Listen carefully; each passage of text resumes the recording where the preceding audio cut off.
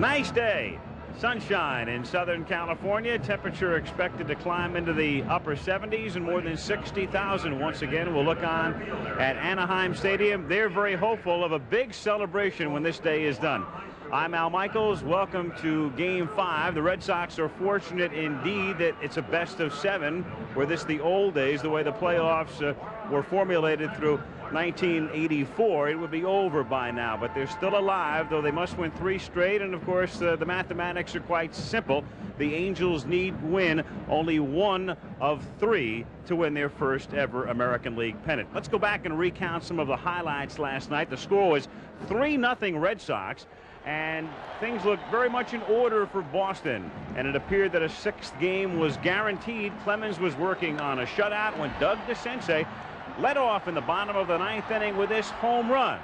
So that spoiled the shutout, but the way Clemens was throwing, Boston appeared to be in a relatively comfortable position. But Clemens would subsequently give up a couple of base hits. He'd come out of the game with 1 out, 2 on in the bottom of the 9th inning and yield to Calvin Schiraldi, his teammate at the University of Texas a couple of years back, and the man who's become the closer in the Boston bullpen. Then Gary Pettis came to the plate, the switch hitter who's having a brilliant series, and Pettis drives one to left. Jim Rice started over, then back, slightly misjudges the ball, contends that the lights may have played a part in it, and by the time he gets the throw in, runners are at second and third, and the score is 3-2 as Dick Schofield comes sliding across the plate. An intentional walk, loading the bases, so bases loaded, tying and winning runs aboard. There was Devon White, the pinch runner, the tying run, Gary Pettis, the winning run, and Rupert Jones at first base. 1 out and a couple of strikes on Bobby Grich.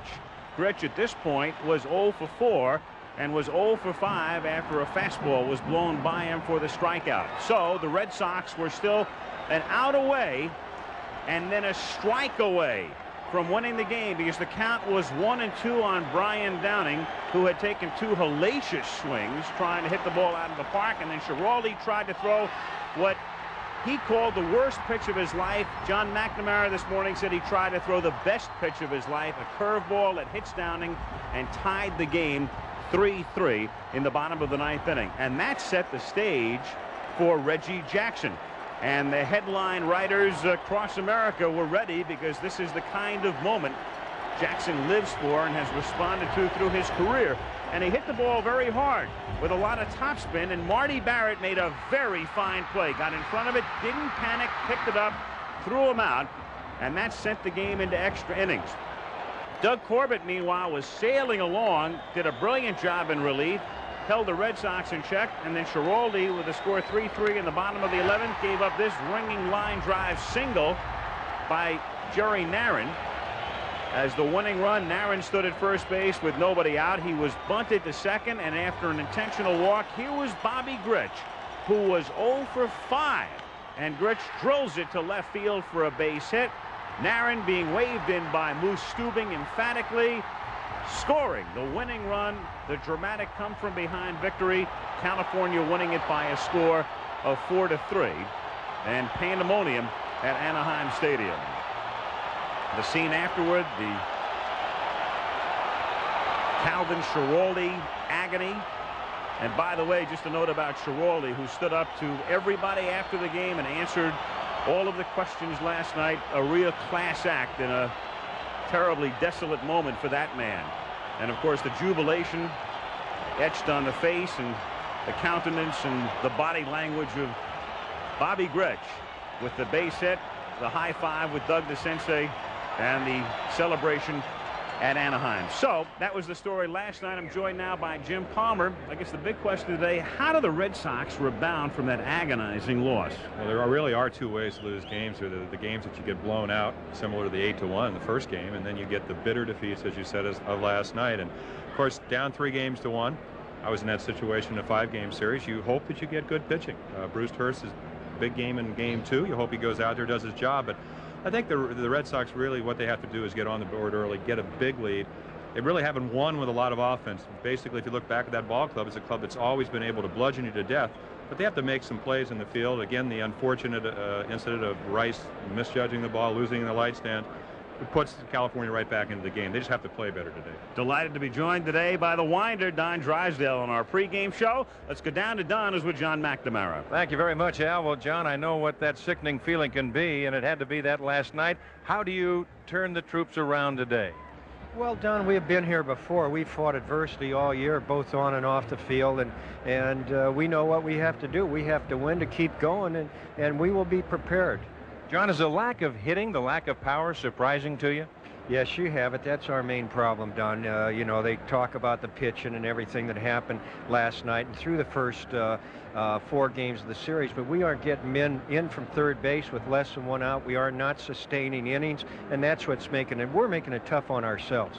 If you have to go to the bullpen early today, knowing that there's no tomorrow, who do you go to? Who is the first man? Nipper will be the first man out of there, and followed by Crawford. Sammy Stewart got hit in the knee with the line drive yesterday in bat practice, so and then Stanley and Sam Beto. It would we'd have to really be in a bind before I bring Schiraldi back. And if you did have to bring Schiraldi back, did you have a chance to talk with him to prepare him for this game today, should he come in? Last night and again this morning, yes. He's, you know, we had 2 24-year-old young men on the mound last night. Clemens got his adrenaline flowing, made a couple of bad pitches to Schofield and Boone, and then Schiraldi tried to throw the best slider of his life and hit Downing and allow the tying run to score. But they're growing up. You know what it's all about. I do, John. Good luck. Thanks, Don. Right now, let's go back upstairs once again to Al Michaels. All right, thank you, Don. Let's capsulize the National League, and we'll do that when we check in with Tim McCarver live in New York when we come back. A few minutes away from the start of Game 5, it'll be Bruce Hurst against Mike Witt, who will try to close things out. The Angels, born of expansion in 1961, have never won a pennant. Reggie Jackson has been here since 1982, now in his 5th season. They came close but lost in the playoffs to Milwaukee in '82, and Reggie talked a few days ago about finishing the job. We've never been able to close. We had a chance in '82. We blew it 2-0. We were up, and I say it just like that. In 1984, we got beat. In 1985, we lost, or we blew it. So again, here we are in the playoffs again, and we've been here before, and we need to prove to people, the fans, the media, all over the country and all of baseball, that we can close the deal.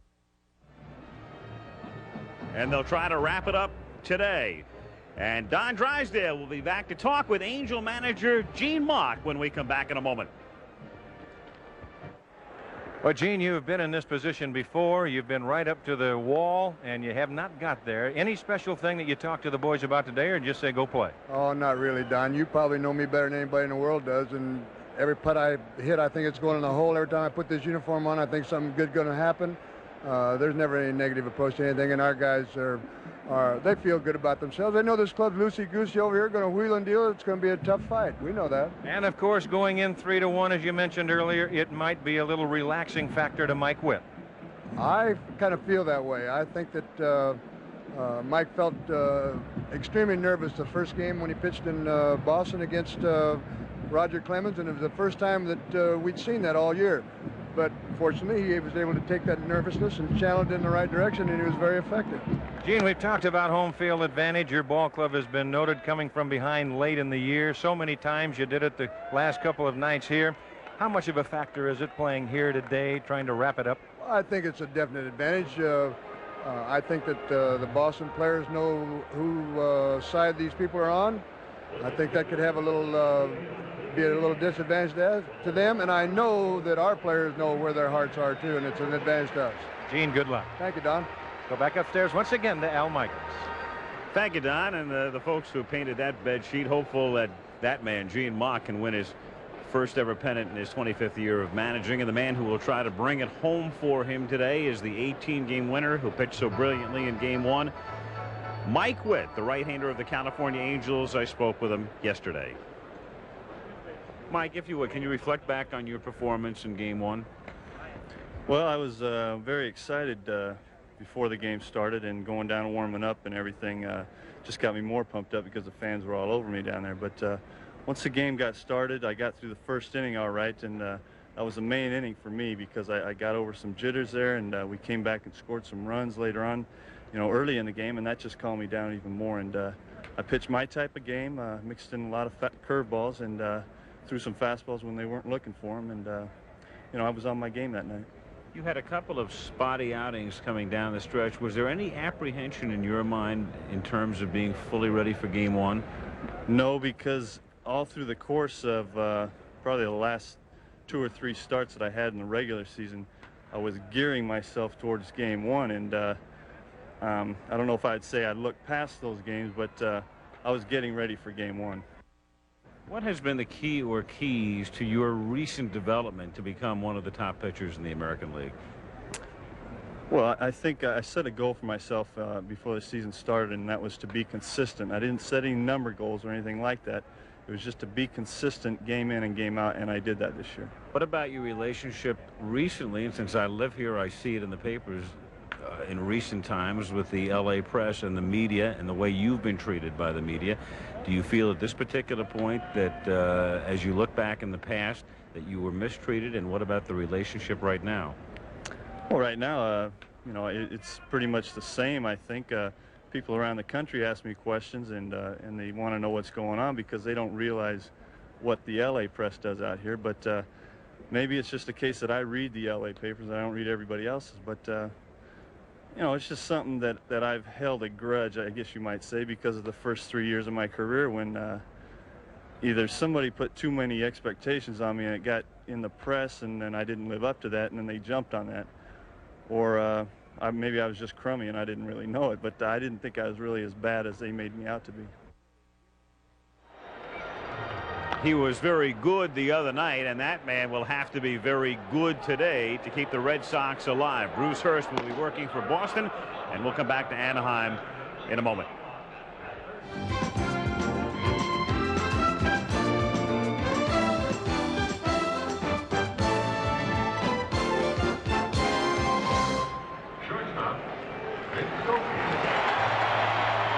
Anaheim Stadium in Anaheim, California. The game will be starting very shortly, but right now let's get an update on the summit in Iceland from Peter Jennings. This is a special report from ABC News. The Reagan-Gorbachev Summit. Reporting from Reykjavik, Iceland, Peter Jennings. You're looking at Mr. Gorbachev on the steps of Hovde House on the north side of Reykjavik. Mr. Reagan has just come out with Mr. Gorbachev. Mr. Reagan is in his limousine. They have been in that house again for an extended session which has lasted almost 4 hours this afternoon. They didn't spend it all together. They spent about 2 hours and 40 minutes in the house with 2 delegations talking separately. We cannot tell you that this summit meeting is over even now, because after this quite a long extended session this afternoon, Mr. Reagan and Mr. Gorbachev came out, and in quite uncharacteristic fashion, neither Mr. Reagan nor Mr. Gorbachev said a word.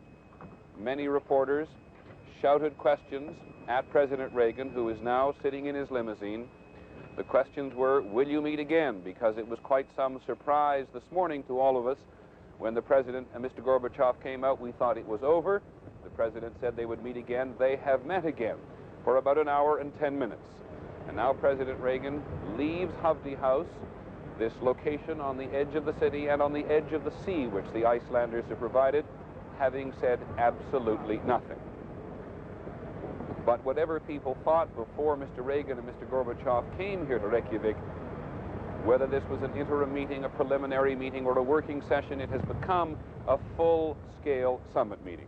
Sam Donaldson is standing by. Sam, I must confess, it's many a day since I've seen the President not respond at all. Well, it's very perplexing, Peter. As you pointed out, at the end of the first session, he did respond and said that they were going to meet again. The same questions were posed to him tonight. He didn't say a word. I don't think we can read anything into that except that we don't know. There is a report, I understand, on the Soviet news agency to the effect that the summit is over. But I don't have any details of that, and I can't even attest to that, Peter. It's just a report here in the press room. Okay, Sam, I want to go back, too, to something that the Soviets said. Georgy Arbatov, who's the head of the USA-Canada Institute, said before they went back for their afternoon session that we were, and this is his quote to ABC's Walter Rogers, on the verge of an historic breakthrough of enormous proportions. but that was before this afternoon's meeting. And as you have seen for yourselves, Mr. Reagan and Mr. Gorbachev came out and said nothing as of now. But we are here, we will stand by, and we will be back just as quickly as we can give you news. The game will resume in just a second. And at Anaheim now, set for game number 5, the Boston Red Sox, the California Angels. I suppose an appropriate time for a summit session in Iceland, because the Angels are attempting to reach a summit of another sort, their first American League pennant, and they go with their ace, Mike Witt, today. Well, they certainly do, and I think this thing that John McNamara said in the pregame show, manager of the Red Sox, is really you have Marty Barrett, who bats second, having a great series. I think a key today for the Sox, when you can go back and look at Wade Boggs' year, he's been on base 45% of the time. He hasn't been able to do that. They've kept him off base. If he gets on, Barrett continues to hit well, and then you have Rice and Baylor and Gedman and Evans, all who hit better on the road. And I think the most important thing is this is a great ballpark to hit in, especially in the daytime. And the ball flies out of here. But Mike Witt, he also, if you go back and look at his best strikeout games, 11 early in the year, 16 2 years ago, so he likes a pitcher. And the California Angels taking the field. Bruce Hurst will be working for the Boston Red Sox, and their lineup today looks like this. It'll be Wade Boggs leading things off at third base, then Marty Barrett at second base, having a great series. Bill Buckner trying to get hot. Jim Rice batting fourth as the Red Sox again go with the basic same lineup. Don Baylor is the designated hitter. Dwight Evans is in right field. Rich Gedman is batting seventh. Tony Armas, the center fielder, hitting eighth, and batting ninth is the shortstop, Spike Owen. So Boggs will lead off, and then we'll see Barrett, the two flip-flopping in the batting order in August, and Barrett, having a great series, talks about hitting second as opposed to leadoff. Well, it's been really great for me, because I'm the type of guy that likes to move the runners around, and Boggs, if there's a man on first, he's been first and third in them all year long for me, and that's one of the reasons that, I got 60 RBIs this year, and it's a credit to Boggs. And then to have a guy like Jim Rice or Bill Buckner hitting behind me, I'm going to get some pitches to hit. The teams are going to say, hey, let Marty Barrett beat you and not Bill Buckner or Jim Rice, and so I'm going to get the pitch to hit. And so I've had a lot of opportunities to win ball games like that, and I've come through in some, and I've also blown a few. The Angels defensively today, it'll be Downing, Pettis, and Hendrick. The infield of DeSensei, Schofield, Burleson, and Gritch, with Gritch at first base again. Wally Joyner is progressing well, had a good night. The antibiotics are working, but he's not here today. And if they go to a sixth game, then Joyner is expected to play in Boston on Tuesday. And with Boone catching, it's Mike Witt on the mound. And there is no question as to who's going to win the Cy Young Award in the American League this season. Roger Clemens, just a sensational year. And again, just to reaffirm the point, the balloting is already done. The playoffs have nothing to do with that award. Rocky Rowe heading the crew of umpires today as he works the plate. But in any other season, they'd be talking about Mike Witt as the Cy Young Award prospective winner. Jim, certainly a candidate. Oh, he certainly is. And if you go back and you look at a pitcher like Roger Clemens on the East Coast and Mike Witt out here on the West Coast, you always have that division, different writers saying, well, we think Witt is better. Of course, 24-4 is better than 18-10, but has not been supported that well, but certainly was in the first game with 8 runs. So if you give him a lot of runs, even though there may be a tendency to relax with a 3-1 lead in games, he's awfully tough. He pitched extremely well, only 5 hits, had a no-hitter going into the 6th inning. As he said, mixed up his curveball and a changeup and an overpowering fastball as you take a look at the old cowboy, Gene Autry. And the Angels very much trying to win it, not only for themselves and the fans, but that man who has owned the team since it came into the league in 1961. So on a bright, sunshiny day in Anaheim, here we go, Game 5, Wade Boggs, Marty Barrett, and Bill Buckner against Mike Witt in the top of the first inning. One of the few mistakes that Witt made early in the game in Boston was a leadoff walk to Boggs. So again, as Barrett said, if Boggs can get on, it makes his job a lot easier, and it makes it a lot more difficult for Mike Witt. 1-0 the count. Wade, the batting champion in the American League this season, hitting .357. Another pitch outside. 2 balls and no strikes to count. Quick turnaround for these two teams. Last night's game 3 hours 50 minutes and ending at about 9:15 local time. And Witt behind on the count. 3-0 to Boggs, who not only hits but walks a lot. 107 walks on the year, and really this is why he makes such an exceptional leadoff hitter. Can't run that well, but will get on base for you. Doesn't mind taking pitches. That works both ways. Obviously advantageous as a hitter. It enhances your chances of walking, but also makes the pitcher, Mike Witt, work a little bit harder. Has to throw more pitches. That's in there. 3-2. With his walks and his hits combined, there's such a thing as on-base percentage, and you see the figures as Boggs at .453 led the league, and what that means is you're getting on about 45% of the time. Fouled away. 3-2, so that is a tremendous on-base percentage.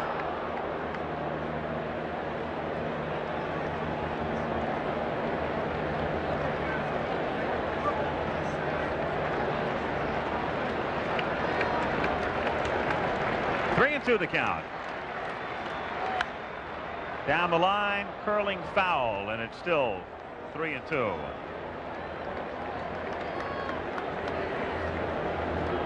Very pleasant day. Temperature expected to get up into the upper 70s, low 80s. And the 3-2 pitch is chopped foul at the plate. Pretty good illustration right there. What makes Mike Witt so tough, as we said, fastball about 92, 93 miles per hour, but goes 3-2. A couple of fastballs that Boggs fouls off to the left, and then comes back with a curveball. So he's not afraid to throw that curveball at any time. And you talk to Gene Mauch, the manager, he says it's one of the best curveball he's ever seen. And Gene's been in baseball many, many years. 3-2 pitch is hit on the ground to the right side and backhanded by Gritch, who goes to Witt covering. And with Joyner in the hospital and Hendrick in right field, that's not a bad play. Well, it's an excellent play, and we saw Bobby last night make an error at second base, then get the game-winning hit after striking out 3 times. Ranges to his right. Has played first before. And this is a spring training play. You see, you go down to a workout every day, the entire spring training, and it works to get the first out. On a similar ground ball last night, you'll recall Hendrick playing first base and spelling Joyner. Thought about it, then broke back to the bag, and it turned out to be a base hit and led to a couple of Boston runs as Barrett fouls it away in the count 0-1. George was joking about it. He said, what kind of friend is Wally? When he does that to me, he says, he was going to get my vote for Rookie of the Year until he made me go out there last night. Of course, then you have Clemens and Schiraldi, and Hendrick did not have a particularly good night either, throwing about 95 miles per hour, and he's swinging when the ball's in the glove, so it was a tough night for George. Fouled away again at the count, 0 balls and 2 strikes. Mike Witt trying to pitch the Angels to the pennant, and what a thrill it would be for him in so many ways, including the fact he went to high school at Servite High in Anaheim, which is very close to Anaheim Stadium.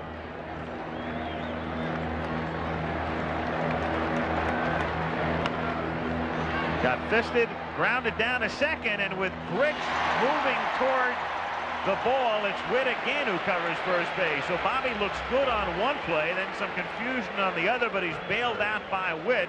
Burleson to Witt, 2 down. Well, as a pitcher, anything to your left, you automatically need to break. Again, the reason the ball got by Hendrick last night is he didn't go. Bobby commits himself, can't get to the ball, but as you said, Witt is there. That's the way it's supposed to work. Bill Buckner is the batter, and Buckner, one of those having trouble getting on track. Bill, of course, was slumping toward the end of the regular season, and it's just carried over. His overall mark during the regular year was 267. 2 out, bases empty in the first. 0-1. Well, 1979 World Series hero, Wilbur Dornell Stargell. Well, now coaching with the Atlanta Braves.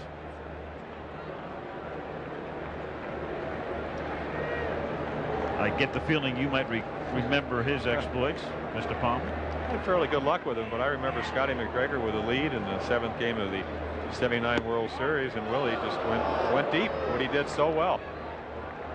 Long home run for yet another World Series lost. He was an awfully good hitter. McNamara might think about suiting him up pretty soon. Also a real gentleman. Yep.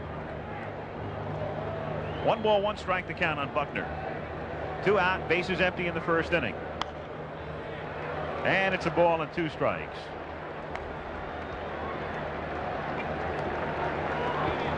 I guess again alluding to something that Mike Witt said in the pregame interview was about the fact that he didn't know if the expectation level was too high or he was just crummy. I think one of the problems he had, he's always had a great curveball, but he's gained confidence in his fastball.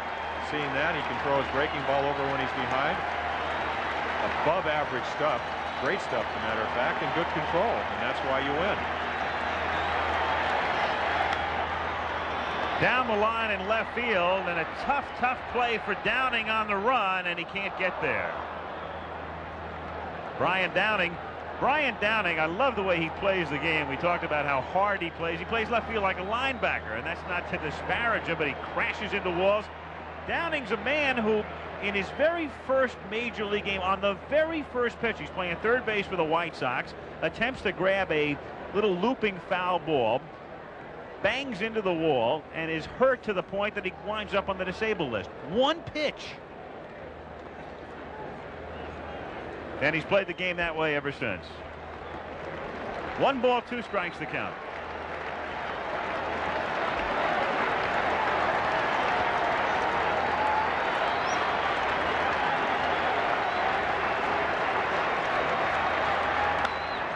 Toward Downing, and a more conventional type play. Boston gone in order. We played a half. Red Sox nothing, and the Angels coming up. Bruce Hurst, who beat California in Game 2, talked earlier about those in the California lineup who give him trouble normally. If there's any one player, it'd probably be the Senseis, and plus he's been so hot the second half too. Grich is a type of player that'll give me problems too. Guys that can put the bat on the ball consistently, don't strike out very often, and have a little power. You know, those are the guys that give, I think, anybody a little, you know, some problems. But it's Grich and DeCinces, the right-handed power of the lineup, are the ones that I really have to concentrate on. And the lineup he'll face today has Burleson leading off at second base. Schofield moves up to the 2 spot. Downing batting third. DeCinces, who gives Hurst trouble, but he had 1 for 4 the other day. Grich at first base. Grich had 2 hits off him. Reggie is in the lineup as the DH, batting 6th. Hendrick hits 7th. Boone batting 8th. And Gary Pettis in the 9 spot. The outfield of Rice, Armas, and Evans. Boggs, Owen, Barrett, and Buckner the infield. Gedman catching. And Bruce Hurst, who scattered, and I guess that's the only word to use, when you give up 11 hits and you go all the way and win, you have scattered them. Well, I think the key thing, though, when you look at the line score, is that he did not walk anybody, and that's something you don't want to do in Fenway Park. You don't want to do on the road. It's an interesting thing about his record, though. 8-3 going into that second playoff game, so now it's 9-3 at Fenway, only 5-5 on the road. I think one of the reasons that he is successful, good fastball, good curveball, used to throw a slider but had elbow surgery, so he doesn't do that anymore. And a great forkball is that hitters have a tendency to try to pull the ball. And if you try to pull Bruce Hurst, which is what you'll do in Fenway, you're going to get yourself out. Here, where the ball does carry a little bit better, especially on a hot afternoon day, they're going to try to hit the ball the other way. And maybe that's what hitters try to do. Maybe that's the philosophy they have against Hurst away versus home. 2-1 pitch. Grounded down to Barrett at second base. And there's 1 away. Marty Barrett. Barrett's the kind of guy, he's having that type of series where you get to watch him play every day. And with all of the big names in Boston, and Boggs and Rice and Baylor and Buckner and people like that, you get to watch a Marty Barrett, as we did a Jim Sundberg in postseason last year. Doesn't get the headlines, but boy, are they steady. Well, they sure are. And of course, I had Bobby Grich as a second baseman. I had Jerry Adair before that, Davey Johnson, who's manager of the Mets. And again, next to Boog Powell's and the Frank Robinsons and the Brooks Robinsons and people like that, they pale. And then Richie Dower, who was very steady, didn't run as well as Barrett, always constantly up there in high fielding percentages. They're unknown, but they're the difference. They turn the double play. They get you out of the big inning if you're a pitcher. And a lot of times it takes, for instance, if you go back and look at the World Series, Dower with a big hit in Philadelphia for us in '83. Again, you think about '83, you think of Murray's couple of home runs and so forth. Obviously very instrumental in winning the series, but Dower with key hits, again, an unsung hero. And that's what Marty Barrett's been able to do. And I think if you talk to anybody in Boston, they'd say he's a marvelous player. Tonight, Game 4 of the National League, Houston against the Mets. With the Mets on top 2-1. Sid Fernandez going for New York, and Mike Scott for the Astros. 0-1 on Schofield. 1-1 now. Schofield having a good series. Home run last or Friday night in Game 3 that put the Angels in front, and they went on to win 5-3. 2-1. 1 out, bases empty. We're in the bottom of the first inning with no score in Game 5.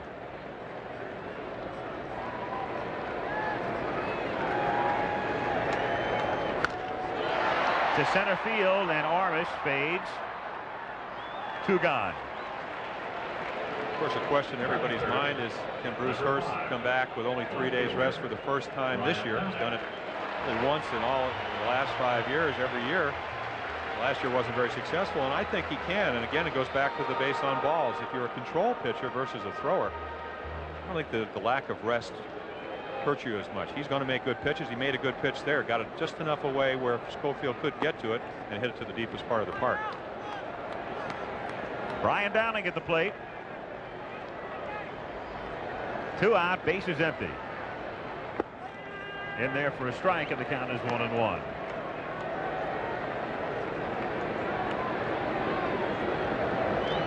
Downing, who drove in 4 runs in Game 1, looks in the tie, ball 2.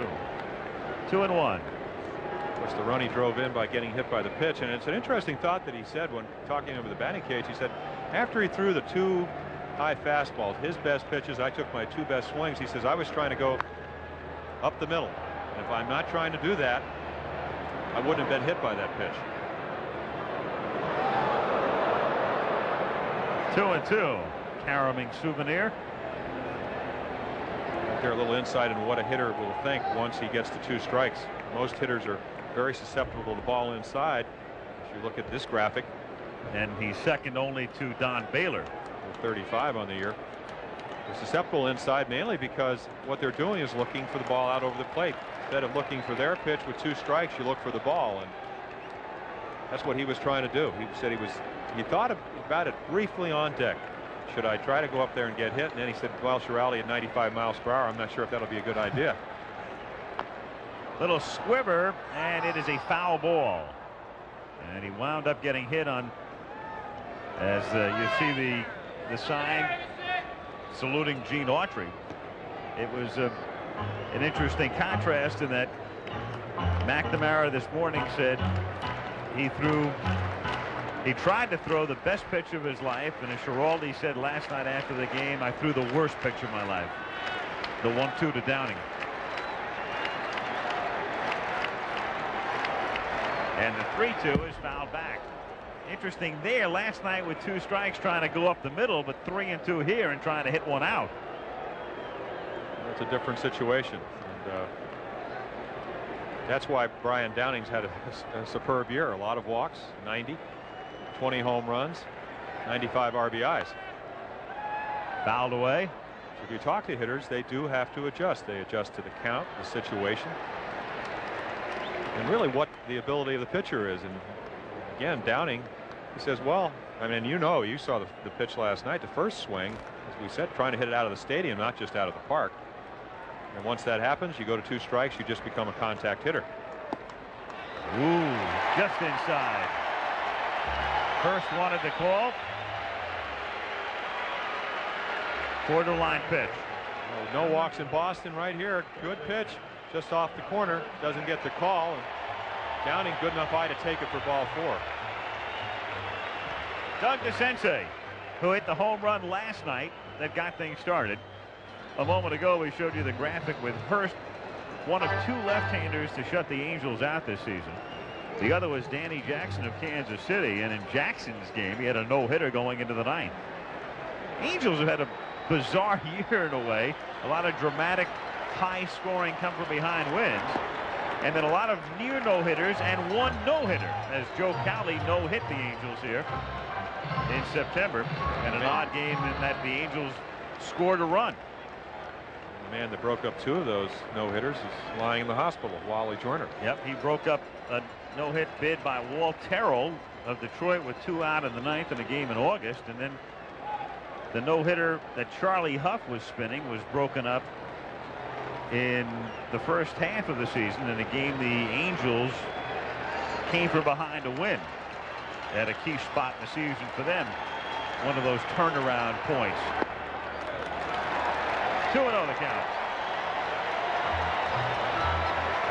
Alluding again to something that Bruce Hurst said, who are the Angel hitters that give you trouble? He said to Sensei and Gritch, and when he came off the disabled list, he was out for about 45 days with a pulled groin muscle. Lost 4-1 out here, and the 2 guys that hit home runs were Gritch and DeCinces. 2-1.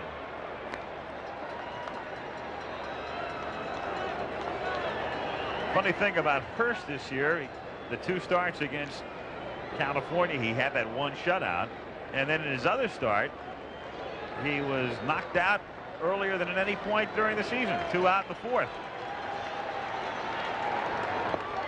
Strike.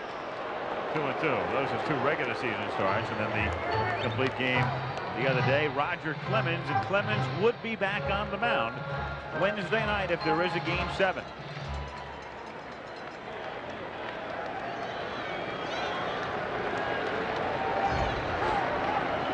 Time called. Tomorrow is an off day regardless. It could be the beginning of a long off season for the Red Sox, or it could be a travel day for both teams. A 6th game would be played Tuesday night at Fenway Park, and a 7th game would be played Wednesday night at Fenway. 2-2 the count. Downing goes, pitches high, throw is there. And on the 2-2 pitch, Brian Downing is running. DeCinces takes, and Gedman guns down Downing. Another look at it. I don't believe it's a very good play. You got a home run hitter, a guy without speed, and Gedman, who threw out 50% of the runners right out of the inning. No score after 1 in game 5. Going to the 2nd inning with no score. Bobby Gritch, what about his future? Well, he talked about it the other day. I think this will be my last games as a professional baseball player. I really think that I'm leaning towards retirement. I'm going to leave a little crack open in that door just in case, but my heartfelt feelings are that this will be my last chance at a World Series, my last few games as a professional baseball player. My career will be winding down right here. Those are the words of Bobby Gritch when we talked to him prior to game 1 in Boston. Last night's hero, as it turns out, and Jim Rice starts things in the 2nd inning by looking at a strike. 0-1. Rice, Baylor, and Evans in the 2nd.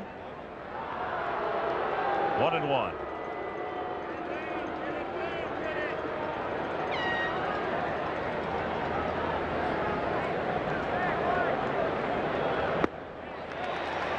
One and 2 the count.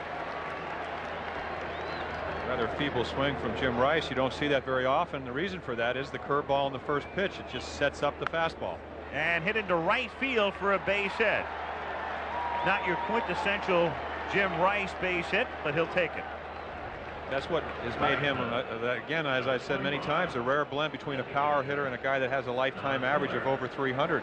324 in this year. He had a good pitch.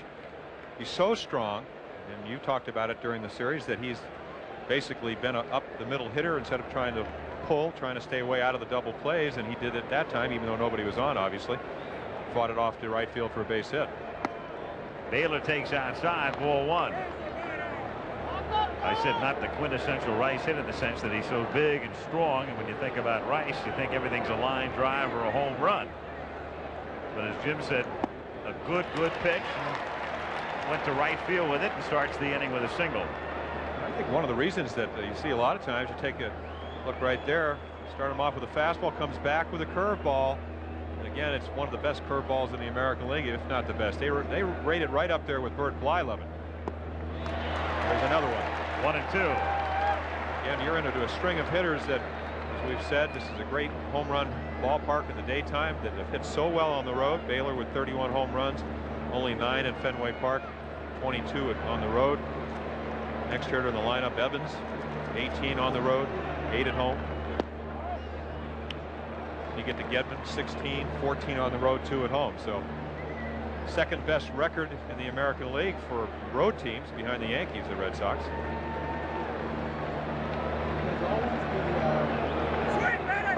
And down he goes. So Baylor strikes out. And as McNamara told Don Drysdale during the pregame show, everybody talking about the pitching, but the big problem, getting runs manufactured from the people who are supposed to manufacture them.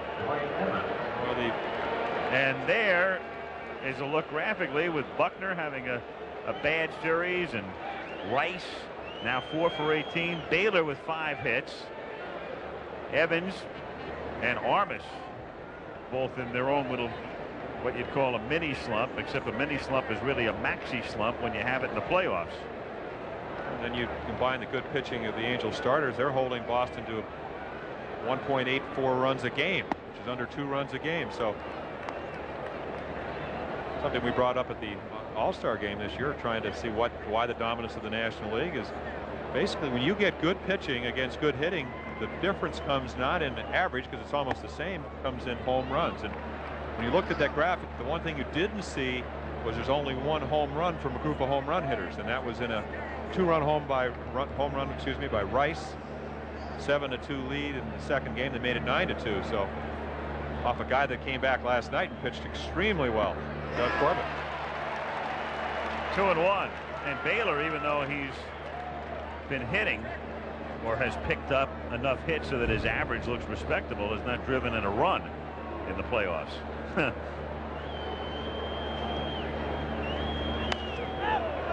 Foul back. 2 balls, 2 strikes the count.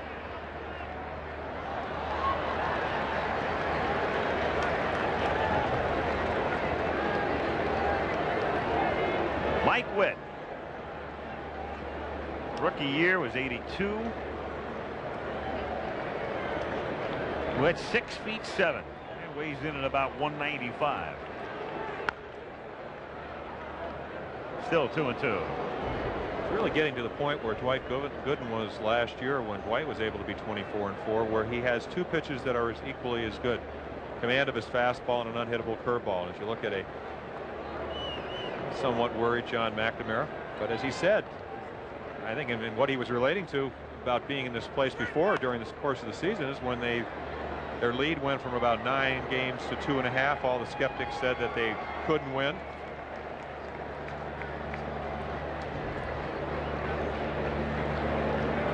Of course, if you look at that, I have to say maybe some of the hitting is caused by how good the California pitchers have pitched. 3 balls, 2 strikes the count. So with Evans at the plate, Evans walks a lot. He also strikes out a lot. And Rice is at first base. So let's see what the Red Sox do with Jim.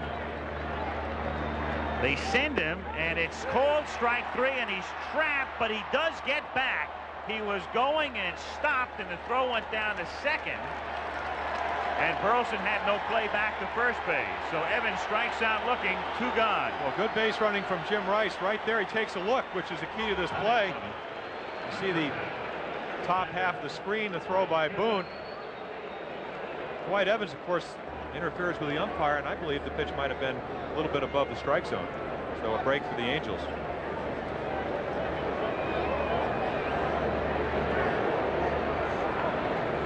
Won the count on Gedman. 0-2.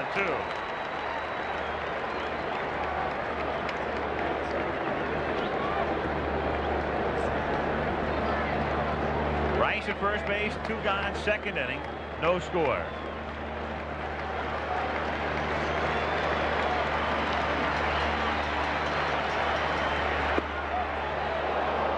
One and 2.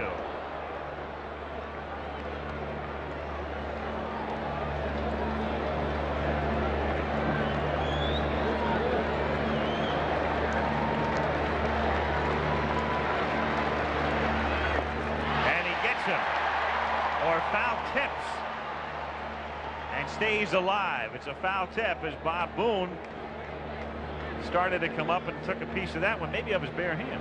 Well, it looks like it gets him because it looks like he's looking for a breaking ball. And again, what makes Witt so tough is he's unpredictable. You really don't know what to look for. He almost throws the fastball right by Gedman. Just hits the top half of the ball. And then it's ripped down the line in right field and into the corner and gone. A home run for Gedman. One pitch after Witt nearly had him struck out. Gedman lashes one down the line and out of here.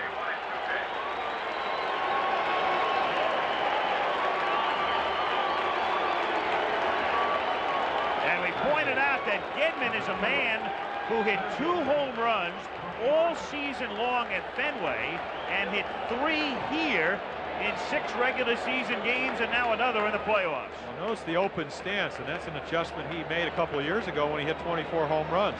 He used to be closed, go into the ball. It's worked very well for him, and it certainly worked very well right there. Armas on a half swing. No. Ball 1.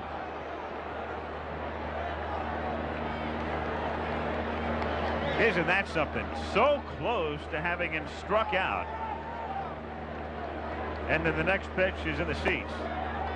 2-0 the count. Well, that's one of the no-nos about pitching inside. Everybody says you have to pitch inside, and you do if you want to pitch away, but try to throw the ball by him on the inside part of the plate, and Gedman was just a little bit better. I mean, he really stung that home run. High fly ball, left center. Downing shielding his eyes, makes the catch. And the Red Sox are done, but Rich Gedman with a 2-run homer has made it Boston 2, California nothing. All right, we'll look at the upcoming schedule now in the National League.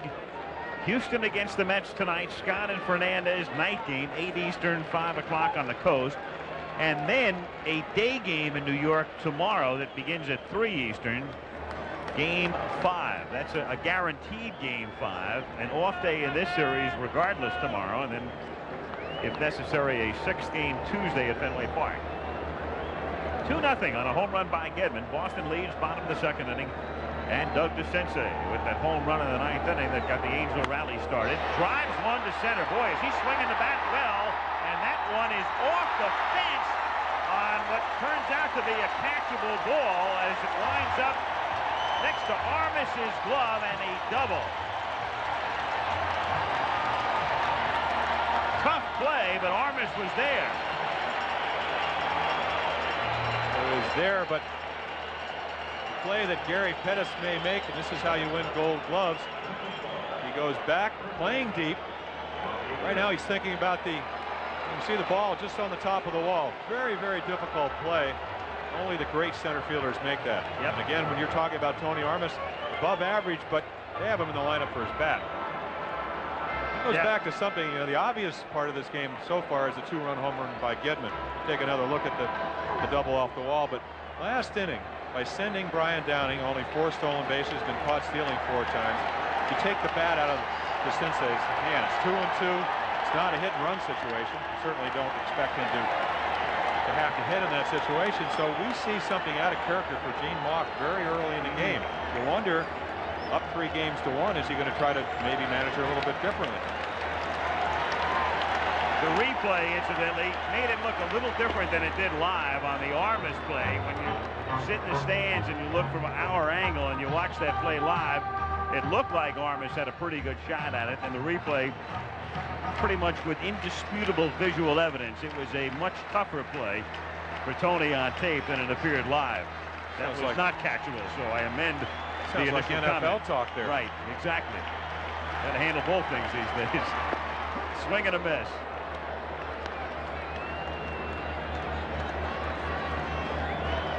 1 ball, 2 strikes the count. The Sensei at second base, nobody out. 2-0 Boston in the bottom of the second inning.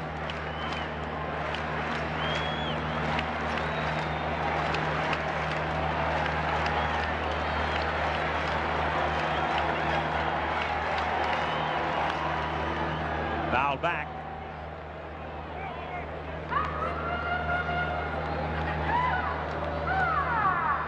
Grich, 3 for 14 in the playoffs. Again, Bobby should be trying to get the Sensei to third base. Just because you're down by 2 runs does not change the way you play baseball early on in the game. For 2 strikes, it might make a little different. A lot of times, first with a good curveball, once Grich hit the ball left side, we'll throw him the curveball. 2-2, and Reggie Jackson, who was not in the lineup the other day against the lefty Hurst, is in there today.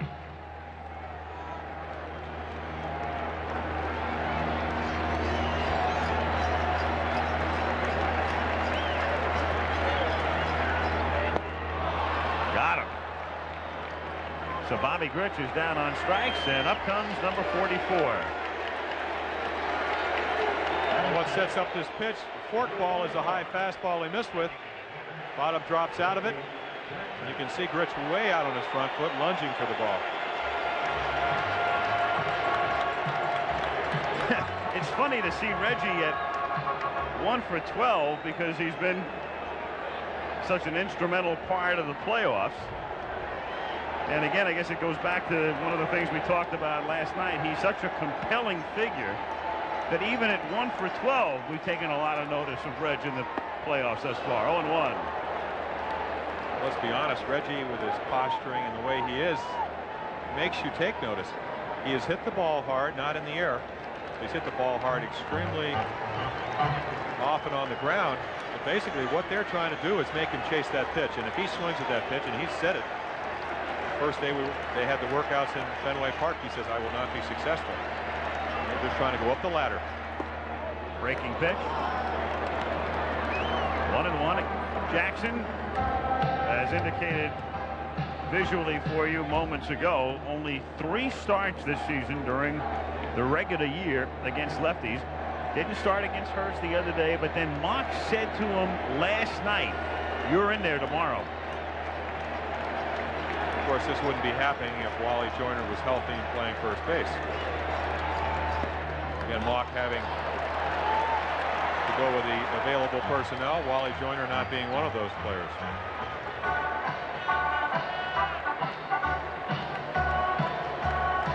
And let's face it, this is the ideal scenario as far as Reggie is concerned. Playing in a chance to clinch the first playoff for the Angels. A role, as you said, very familiar with.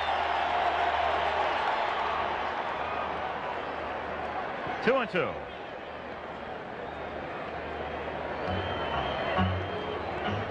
I wonder, though, even if Joyner was in the lineup, if Joyner was at first and Hendrick would be in right, of course, and they normally would go with Burleson.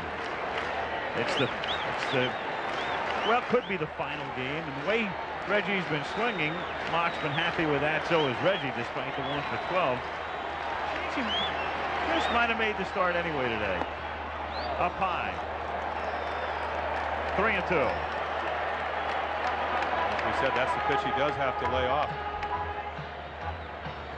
Seeing Reggie over the years, what happens with left-handed pitchers is most of the time he tries to hit the fastball to left field and then wait for a mistake breaking ball. And if he launches one to right field, it's going to be on a high curveball or a forkball that Hurst doesn't make a good pitch on. Otherwise, he's just trying to hit the ball right back at Bruce. Good breaking pitch. And no argument from Reggie. He got fooled on the pitch and knows it. You say, why can't lefties hit lefties? In most cases, good ones can, but Reggie has not seen a lot of left-handed curveballs. Hurst has an excellent one. The ball must have broken about 4 feet right in the middle of the plate, but paralyzed Reggie. George Hendrick, 0 for 9 thus far in his playoff appearances. A little irony with Hendrick hitting behind Jackson. Hendrick and Reggie go all the way back as teammates to 1972 when they played at Oakland. And in Oakland, during the playoffs of '72, that's when Reggie hurt himself against Detroit, couldn't play in the World Series. And it was Hendrick who got 5 starts in that '72 series because of Jackson's injury. Swing and a miss. 0-2. In those days, the A's had Joe Rudy, Reggie, and Matty Alou in the outfield, and then they had to revamp with Reggie's injury, and Hendrick got 15 at-bats against the Reds 14 years ago.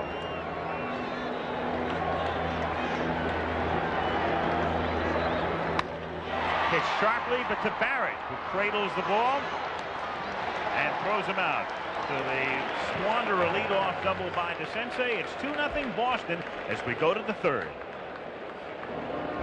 2-0 Boston as we go to the third inning. And before we do that, let's check in Iceland with Peter Jennings for this report.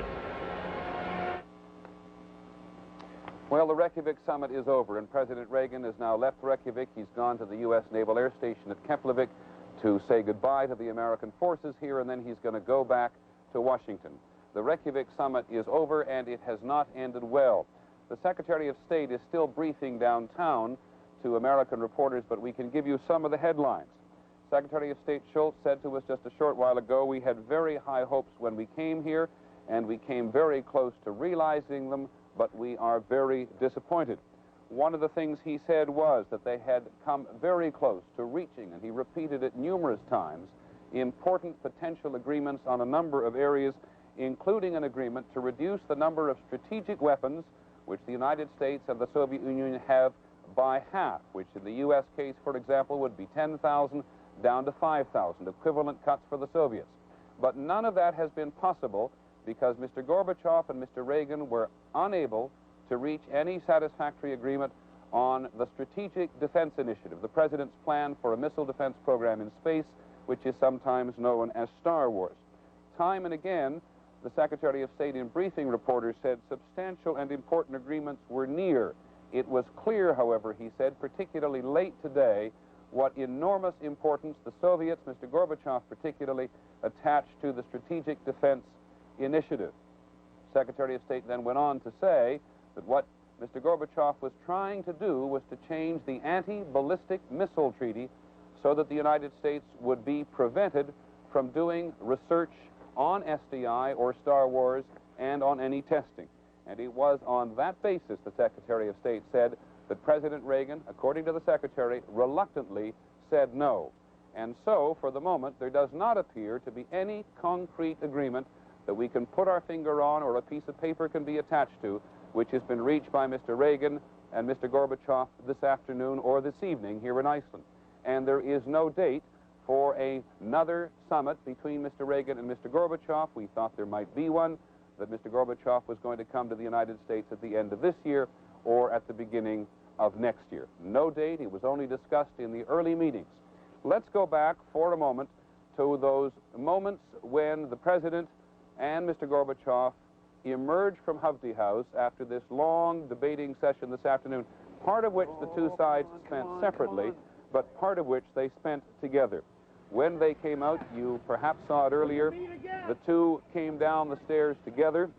We can't see it here, so we're guessing at it, and looked very somber. Quite uncharacteristically, President Reagan did not respond in any way to reporters' shouted questions. They stood outside the President's limousine for a few minutes. They exchanged some words. President Reagan got into the car. We have heard nothing from him. He has gone out to Keflavik Naval Air Station and is going to make his way back to Washington. The Secretary of State continues to brief, but here is a brief portion from him which at least expresses the sentiments of him and, we assume, the President. In the end, with great reluctance, the President, having worked so hard, creatively and constructively for these potentially tremendous achievements, simply had to refuse to compromise the security of the U.S., of our allies, and freedom by abandoning the shield that has held in front of freedom. It would be a terrible mistake for us or anybody else at the moment to try to guess exactly what all this means. But certainly in the final moments and certainly the final minutes of this meeting between Mr. Reagan and Mr. Gorbachev, the mood has changed from one of potential progress and considerable enthusiasm to a somber one as the President leaves for Washington tonight. The Secretary of State said that other issues saw progress, but at the moment it appears to be putting something of a good face on it. Al Michael? All right, thank you, Peter. As we return to Anaheim, we have 2 out, and the base is empty. What you've missed from here is this. Spike Owen led off in the inning. The count went to 3-2. He fouled a couple of pitches off and then grounded out to second. And then Wade Boggs came up and hit the second pitch on the ground to short, and Schofield threw him out. And now Barrett is at the plate with 2 out and the base is empty. And the count 2-1. So 2 out, nobody on. Top of the 3rd inning, Red Sox 2, Angels nothing on a 2-run homer by Gedman.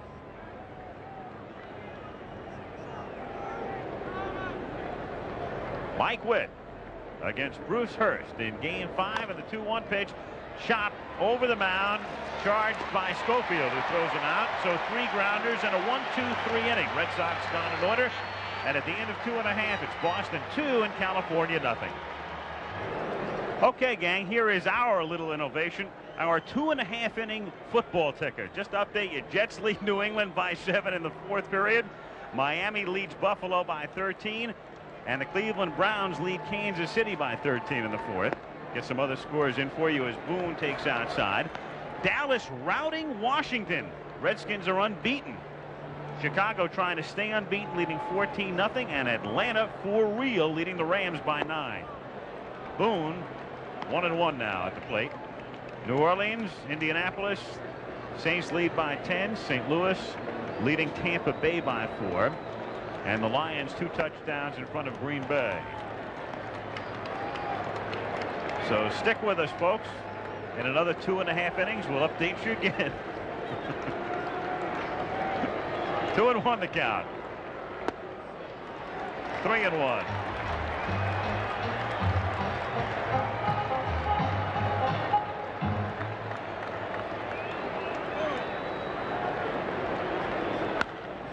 To deep left field, down the line into the corner, and it is gone.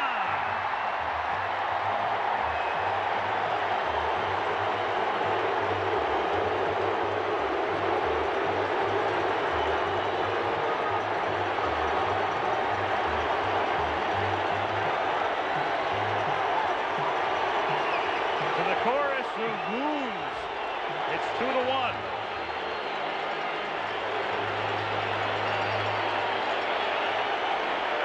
Rather unexpected, only 7 home runs, even though he's hitting well in the series. How do you turn a guy that only hit 7 during the regular season with 400 at-bats into a home run hitter? You go behind 3-1. He looks for the fastball. He got it. You can see the end result. Now Pettis, who's making a bid to be the series MVP, and the count is 0-1.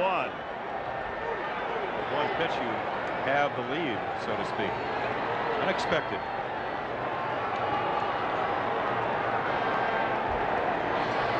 Your basic Anaheim Stadium beach ball holding up play for the moment. This is a beach type of day out here. We showed you Boston and the problems they've had with their big guys, and there are California's little guys, so to speak. Schofield, Boone, and Pettis all having good series.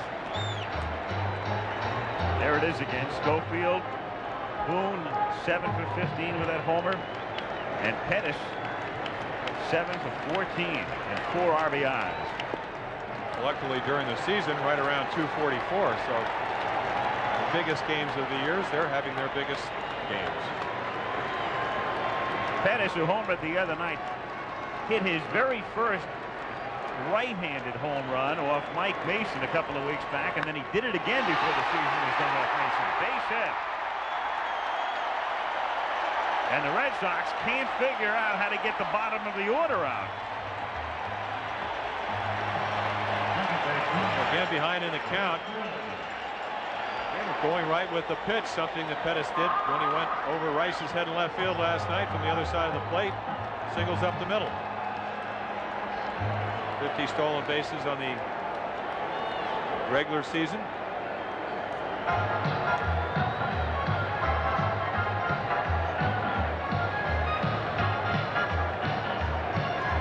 Gedman coming back to the plate as Burleson gets ready to stand in for California. Burleson grounded out in the first inning.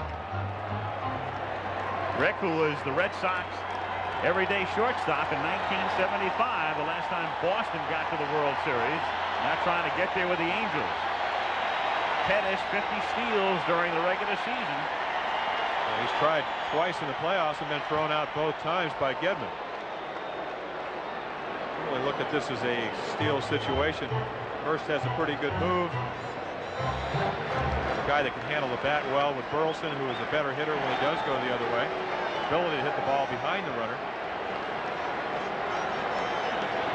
So what I would think Gene Mauch would do is wait for a good hit and run count. Situation where Hurst has to throw the ball over. Burleson bluffing a bunt, taking high, ball one. Or, shall I say, turn around and sacrifice. It's interesting, an aggressive play, sending Downing early, and here you're going to give up the out. But it's something that Mauch does so often. The Angels led the league in sacrifices in 91. Get the runner over, or at least attempt to do that. Well, that's one of the things that makes Mauch so fascinating as a manager. Just when you think you've got him totally figured out, he'll fool you. There's the man at the age of 60, wrapping up his 25th season as a manager and trying to get to the World Series for that elusive first visit. That gives you an idea of the type of baseball that Gene Mauch prefers to play.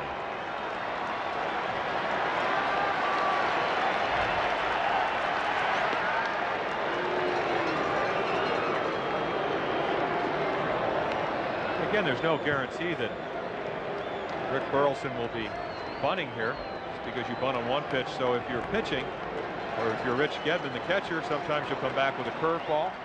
Good hit and run situation still.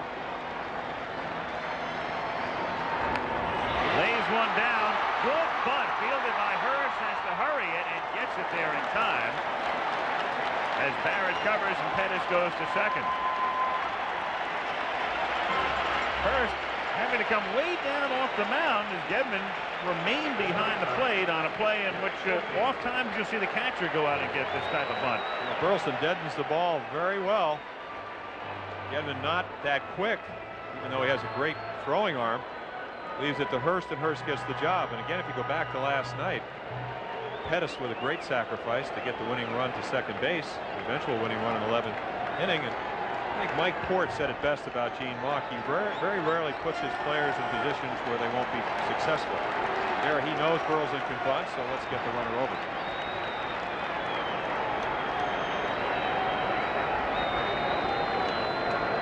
One out.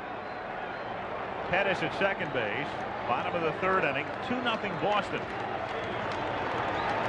Or 2-1 Boston. Boone's home run having the Red Sox lead. In for a strike.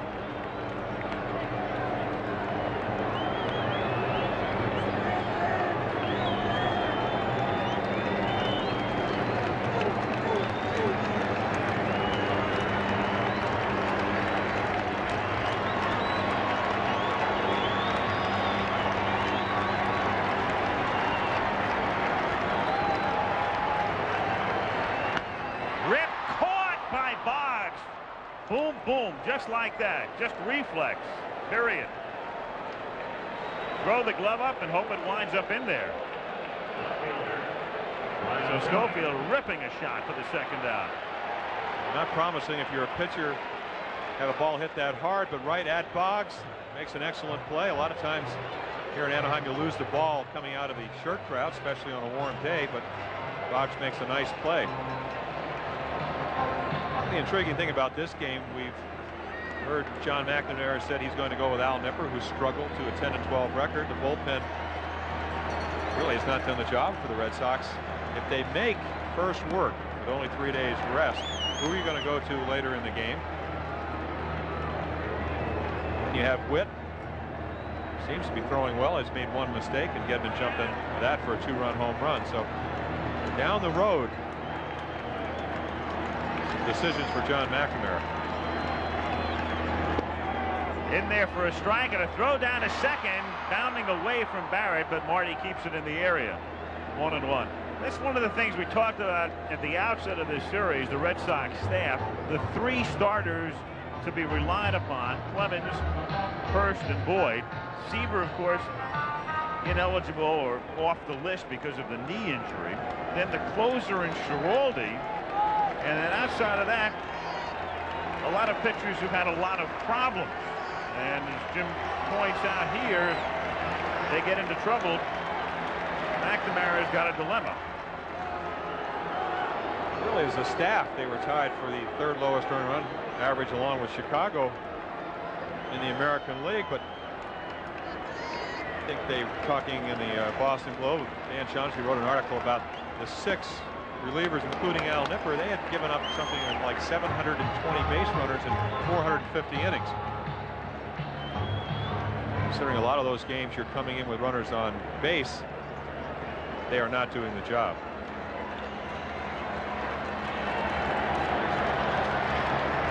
The 2-1 pitch, good breaking ball for a strike, and the count 2-2. 2-2 on Downing. Been a good playoff series so far. For 2 blowouts, not bad as far as a little bit of drama. Games 1 and 2. 3 was a beauty. Last night's dramatic come from behind Angel victory. And we're in the 3rd today. The 2-2 pitch is high. Ball 3. I loved the Alan Malamud's line in the L.A. Herald today, saying, of course, last night's game will always be remembered as the one in which Rupert Jones set a playoff record by walking 4 times.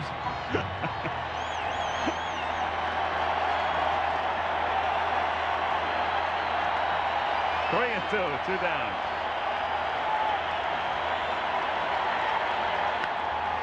Fly ball to center field, and a lot of room for Tony Armas, and that's that.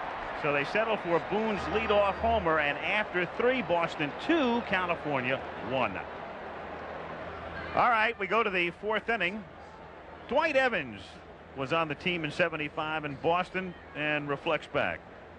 Well, in '75, I'm very excited right now, but in '75, we had such a great team that I figure the next 5 years we're going to be in probably 3 or 4 World Series, the team that we had. And here it is 11 years later, and it's been a long time, but I'll tell you, I've never been more excited and elated just to be here. It's a lot of fun. It's been a lot of hard work, and a team that has played hard together and worked together on and off the field, and just everybody's energy coming into one area and striving for one thing. So it's been exciting. Evans trying to get back to the World Series for the first time in 11 years. Tomorrow night, Lynn Swann will join Frank Gifford in Cincinnati as the Pittsburgh Steelers take on the Cincinnati Bengals. The Bengals a solid shot at an AFC Central Division title. The Steelers staggering at 1-4, and that's our Monday night matchup at 9 Eastern time tomorrow.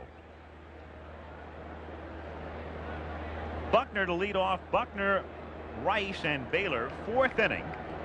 Al Michaels and Jim Palmer with you from Anaheim. 2-1, the Red Sox on top. Boston trying to stay alive in the best-of-7 series, and the Angels trying to assure themselves of almost a full week off. The World Series would begin next Saturday in the home park of the National League team.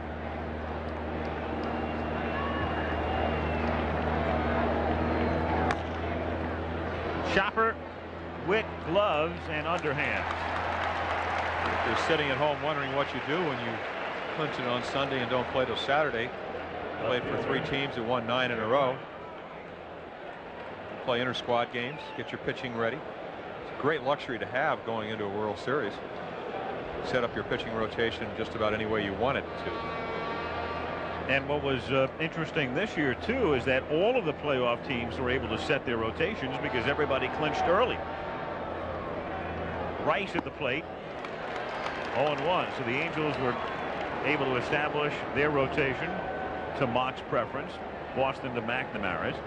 And then they added luxury to have several days before the World Series. And you'd be able to set your rotation perfectly for that. Well, not to mention that when you play inter-squad games, you have to have pitchers playing the outfield. So I always get a chance to play left field. And pinch run. No, I did that during the regular season. Actually, I had him once in an inter-squad game before I think the '71 World Series. Had a home run off Pete Rickard. I was thrilled. He wasn't very happy. But I apologized. Because it was an accident. Got him on a breaking pitch. And Rice, who singled in the second inning, goes down on strikes, and that's number 3 for Mike Witt. Well, not a good breaking ball. Watch the ball hang, and as a hitter, you see the spin, you try to wait, and you're out in front. Break of the ball and the speed of the ball makes it very deceptive. Don Baylor, who's had all kinds of troubles against Witt through his career. He struck out in the second inning.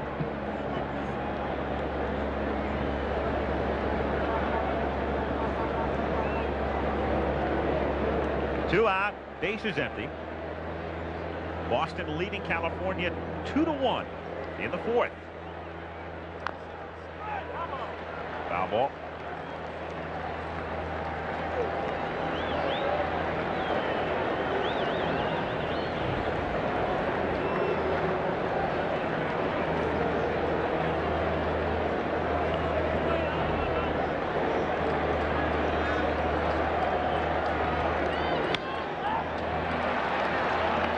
Rich calls. And since Gedman's home run, Witt has retired 7 straight. 2-1 Boston. Here's the scoring summary. Jim Rice led off the second inning with a base hit, and then Rich Gedman, who came so close to striking out on a foul tip that Boone couldn't hold, hit the next pitch into the right field seats. 2-0 Boston. Then in the bottom of the 3rd, Bob Boone hit one down the line, and so the 2 catchers have hit him out, and it's 2-1 as we go to the bottom of the 4th inning. Doug DeCinces drills one to left center field, but Rice flips the glasses down and makes the catch. He just missed it, but DeCinces swinging the bat very well the last 2 days. See the slight smile on his face. A little bit quick right on the end of the bat. Just up towards the end. He knows he just missed it, and so does Bruce Hurst. DeCinces hitting a homer last night and a couple of other shots to deep center. Then the double to center the first time and just missing that one. Take another look at it. First pitch fastball. Just enough away to get it on the end of the bat. You see another strike to Bobby Grich to run the count to 0-2. And if that ball is a little bit more in the middle of the plate, he gets it on the meat of the bat, and the game's tied.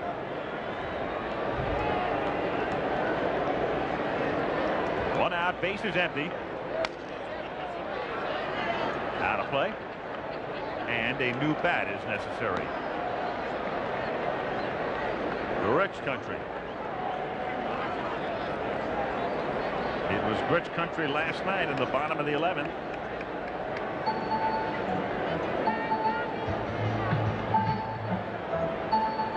Go to a hero, makes an error, keep the score 2-0, but boots one. Double play situation, the run is scored to 3-0, strikes out 3 out of 5 times, and then gets a chance to redeem himself in the 11th inning and does it. 1-2 the count. But he is scuffling. Struck out the first time today, and of course there's a reason for that. Mr. Hurst tonight, or this afternoon, and last night Schiraldi and Clemens. 2-2. Bobby, we've talked about a lot of the older players. When you get a little bit older, your bat slows down a little bit in most cases. And what you try to do is speed it up, and that makes you more susceptible to breaking pitches.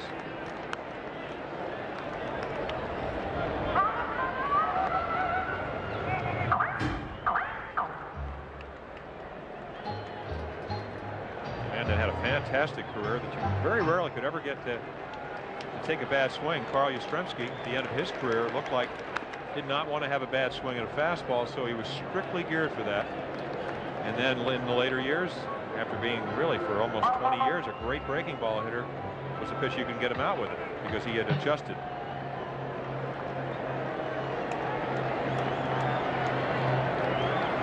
The 2-2 pitch to Bobby Grich. Ooh, just missing. Ball 3-2. And again, for the third consecutive day, a man who is a pretty good fisherman. Behind the shades, the last man to hit 400. 1941, Ted Williams hitting .406.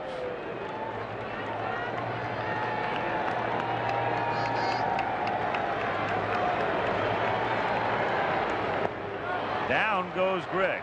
So Hurst goes 0-2 on him, then 3-2, and gets him swinging. And Grich, who Hurst referred to as one of those who gives him a lot of trouble normally, has struck out twice today. It does. Again, the 2-2 pitch makes all the difference. Just misses with that curveball that looked like a strike, and then makes you as a hitter look for both pitches. Look for the fastball, but couldn't catch up with it. With 2 out of the bases empty, Reggie Jackson. 1-0 the count.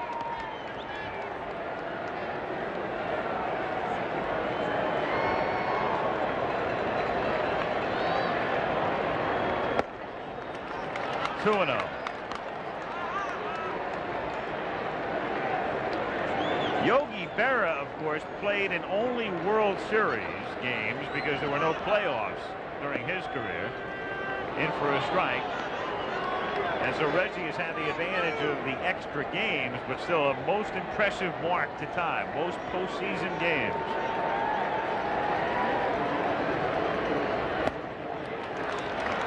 Three and one.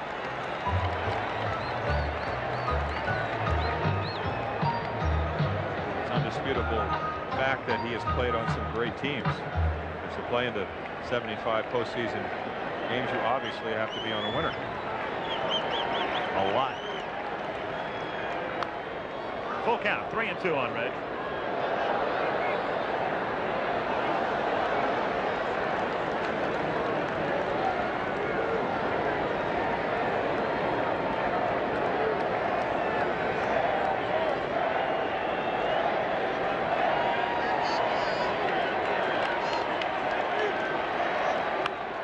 Ripped into center for a base hit. So a 2-out single up the middle for Jackson.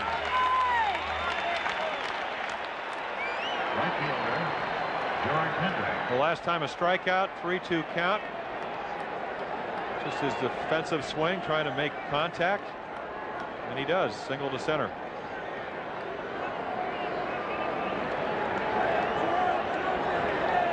George Hendrick.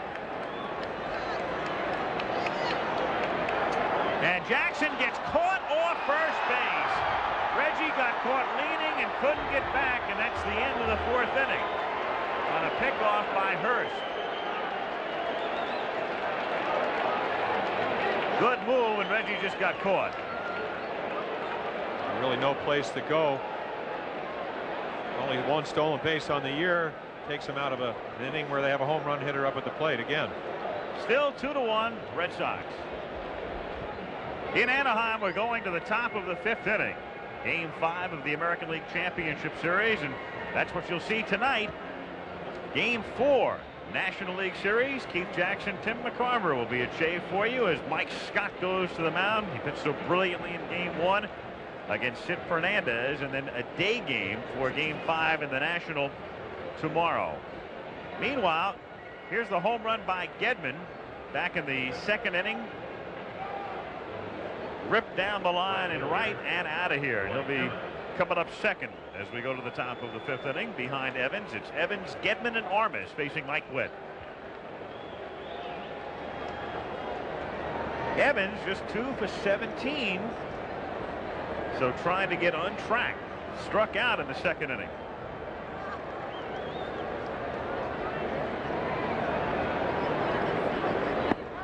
Good curve. That's the best angle to see Mike Witt's curveball right from behind home plate as a hitter does. Saw the first one, he gave a little bit on it. That was a breaking ball, and then he threw him a fastball on the outside part of the plate. Really, other than the one mistake to Gedman, he's been pitching very well. Really, the hit that set up the first run, the Rice leading off the inning with a base hit, it was, as we said, a pretty good pitch.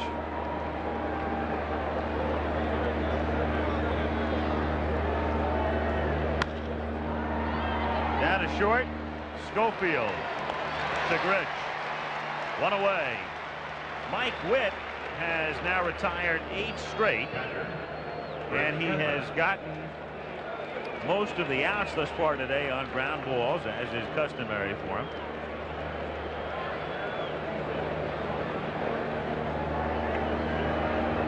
Gedman at the plate with the 2-run homer.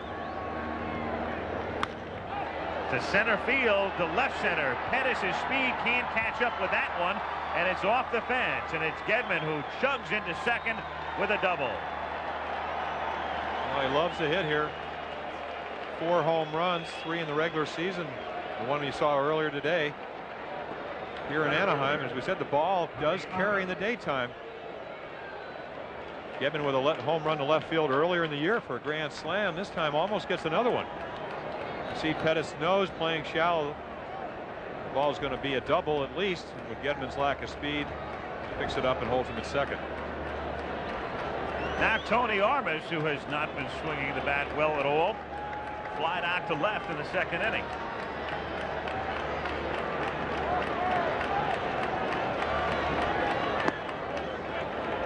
One and oh.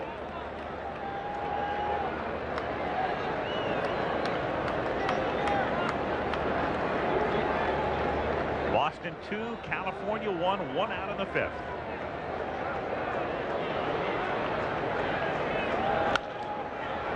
High fly ball to left field. Downing really fighting the sun, staggering and staying with it and making the catch. Sutter stepping all the way along. At this particular time, where you lose the ball is really not when it comes down, is when it goes up. That's why he was so unsure of how deep the ball was hit. But what you do is you try to at least get your eyes or your gloves, your sunglasses down, and get some way where you can finally get the ball as it reaches its apex, and then pick it up on the way down.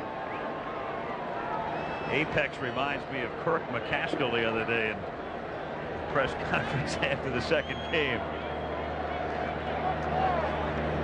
As Owen stands in.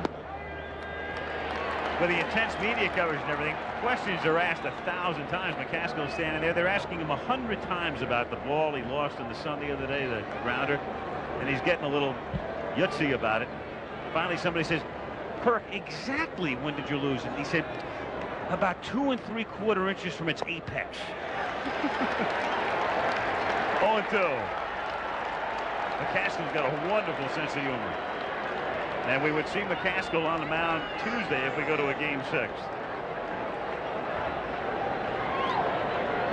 Maybe we can get McCaskill to imitate Sammy Davis and Keith Jackson if we go back to Boston. As Kevin Bass did yesterday. I loved that bit. That was great. 0-2 pitch is grounded to the right side. Burleson stays with it over to Grich, and that's that for Boston. They strand Gedman, and at the end of 4.5, it's 2-1 Red Sox. Dave Henderson becomes the new Boston center fielder. When Tony Armas chased down that double by Doug DeCinces in the second inning, he was jarred as he hit the fence. He stayed in the game, but he has come out now, and the Red Sox go to Henderson, who's the better defensive outfielder. And they have the lead 2-1, but I suspect Tony would have stayed in for at least one more at-bat had he not been hurt. We'll try to get a report. Meanwhile, Gedman needs some extra time here to shake off the effects of getting hit by this errant pitch.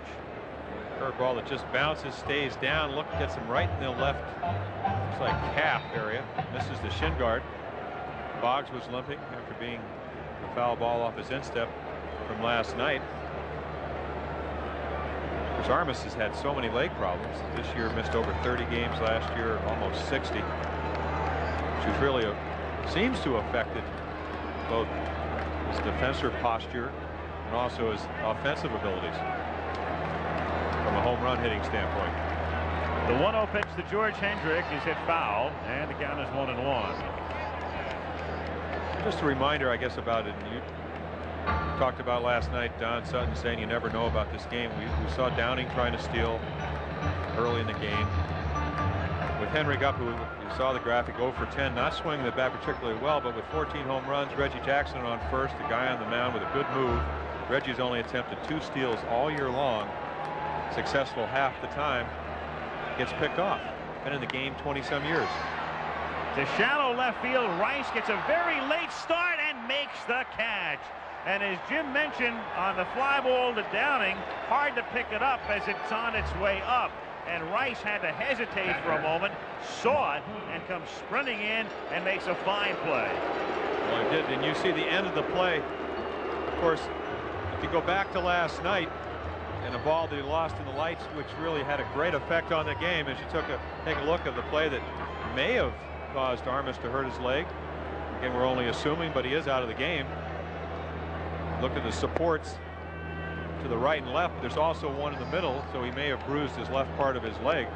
If you go back to last night's game, Jim Rice, if you take another look, basically he took 2 steps in on that play. His first step was back. Very justifiable. You get burned one time, and again, the package you don't see as well. With Boone standing in at the plate to look back to his home run in the 3rd inning. Right down the line and out of here. And he hits one into left field for a base hit. And Boone is 8 for 16 in the series. And a man who's just as hot, Pettis, is coming up. Funny game today in the sense that the catchers have been responsible for both runs. One catcher, a left-handed hitter, hits a shot down the line and right into the seats about 4 rows in. The other catcher, a right-handed batter, hits a shot right down the line about 7 rows in.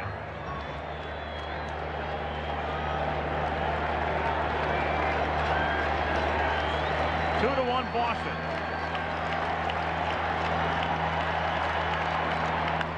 And Pettis whips it foul, and the count is 0-1.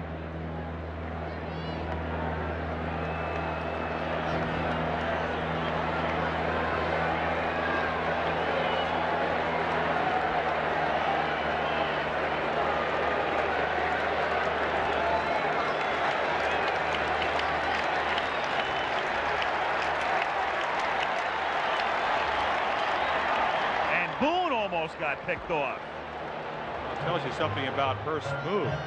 But again, Boone, 1 steal attempt, he was successful. He shouldn't be going anywhere. You just don't, other than trying to obviously get to 3rd base on a single or to break up a double play. Bob doesn't have a lot of foot sprint. I think Boone just set the record for shortest lead ever in a championship series game. Well, the normal lead for an average base runner is like a step and a half. I think Bob Boone had taken a step and a half. He would have been in foul territory. That's how short his league was to get back to the base. He's just tied his own record. To center and right to Henderson. And that's out number 2. So Boone remains at first, and now we go back to the top of the order in Burleson, who has grounded out and sacrificed.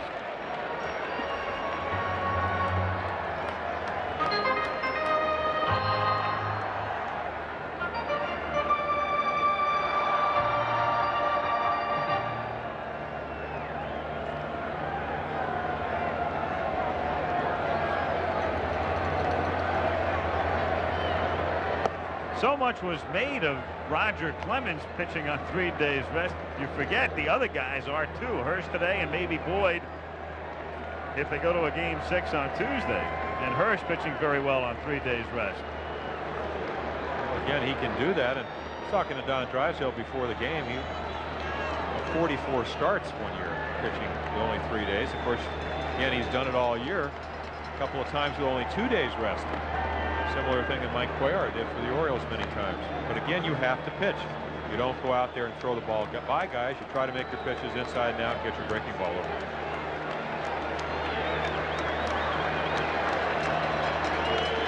1-1 pitch. One hopper fielded by Boggs, and there's the fourth to end the fifth. 2-1 Boston into 5, and we'll be back returning to Anaheim after this from your local station. Well, it's the end of the fifth inning and time for our 2.5 inning ticker. Update you on the NFL. The Jets win, so they're 5-1, and New England is now 3-3. Miami defeats Buffalo, so the Dolphins rebound and hold Buffalo to 14. Cleveland knocks off Kansas City. Browns are 4-2. Dallas shocking Washington, shocking in terms of a 24-point victory. Chicago tries to stay unbeaten, leads Houston.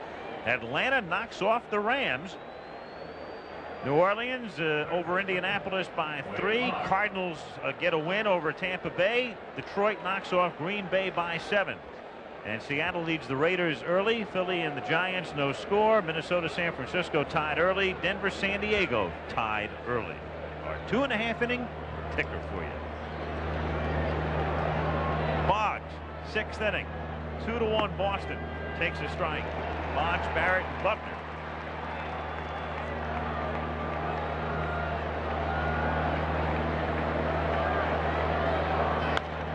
Hit into right field for a base hit. So Wade, who had grounded out twice, starts the 6th inning with a single.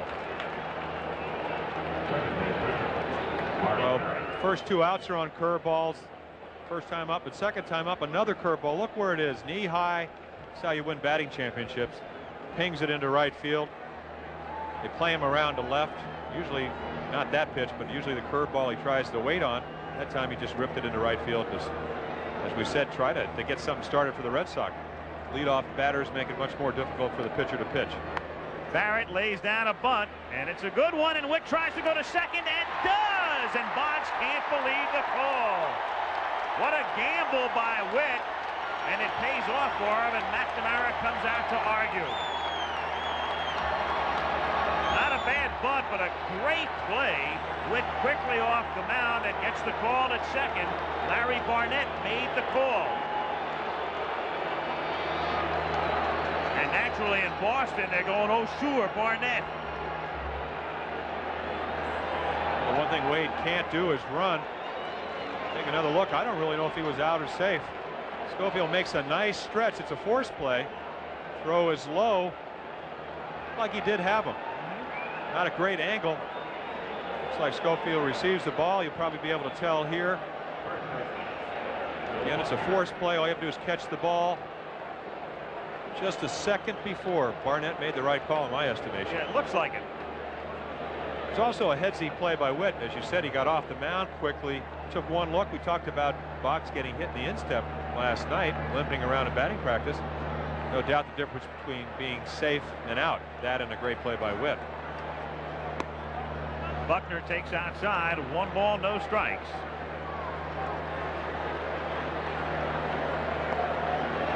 Boggs, Gedman behind him.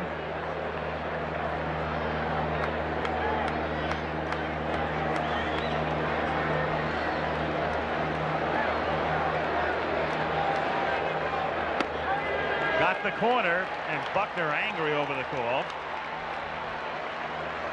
We've been talking about that all series. You get a couple of extra inches if you catch the ball properly. Look at that ball. It's about 2 or 3 inches outside.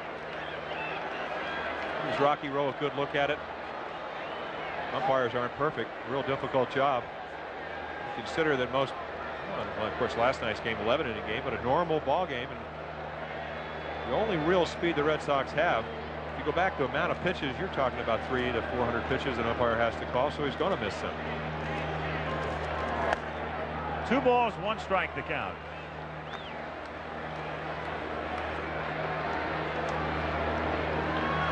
Again, Witt, a tall pitcher at 6'7".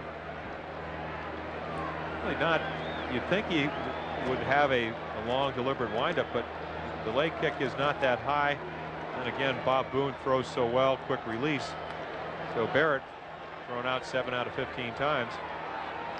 Maybe running. But if you do, it's a calculated risk, especially with Buckner and then Rice and then Baylor. like to add to that lead. You don't want to have a runner thrown out, take the bat out of a lot of hitters' hands. And now it's 3-1. So now Latchman sends out the signs in third. Buckner checking and watching as Barrett also takes a look at Rene. 3-1. One down. Buckner, good contact hitter. I send him. What do you do? It's a good question. He doesn't doesn't strike out much, as you said, but he is not going, and it's a little squibber. Witt fields again to second in time there, and Witt helping himself for the second consecutive play.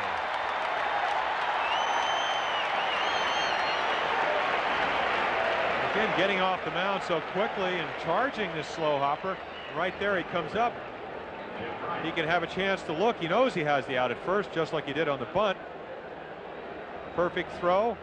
Got there in time. A little bit later, probably would have hit Barrett. If you're a shortstop, you want it right about waist high. And if he'd been sent, the Red Sox would have had a man at second right now. Instead, a man at first and two down, and Rice, the batter, singled and struck out. 0-1. Normally, when you send a guy in that situation as a manager of the Red Sox, you'd be saying, do I think Witt is going to throw a strike? You would say so because he's a control pitcher. Do you think Buckner's going to hit the ball? Yes, because he's a contact hitter. So you're right. Create a situation when you send a runner moving the infielders. Rice, it's a high fly ball to right field. Hendrick backs up and nonchalantly makes the catch. And that's that for Boston as they waste the leadoff single by Boggs. Still 2-1 Red Sox in the middle of the sixth. Tonight, Game 4, National League Championship Series at Shea, Scott, and Fernandez, and Game 5, a day game tomorrow, 3 Eastern time from New York. Here in the bottom of the sixth inning, Schofield leads off. Schofield, Downing, and DeCinces with Boston ahead 2-1. The Red Sox trying to stay alive. The Angels trying to win the pennant. Liner caught by Owen. One shortstop lining to the other. One away.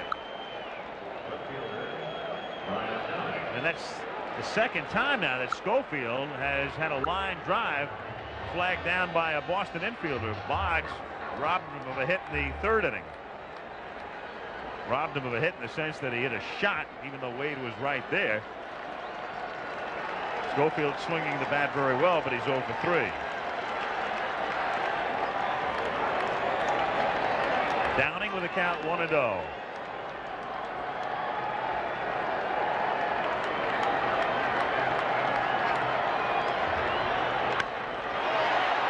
To center field, Henderson fades, but he's there. He has it. 2 gone. Hurst has given up a total of 5 hits and some shots as well, but he's taken the team into the 6th inning.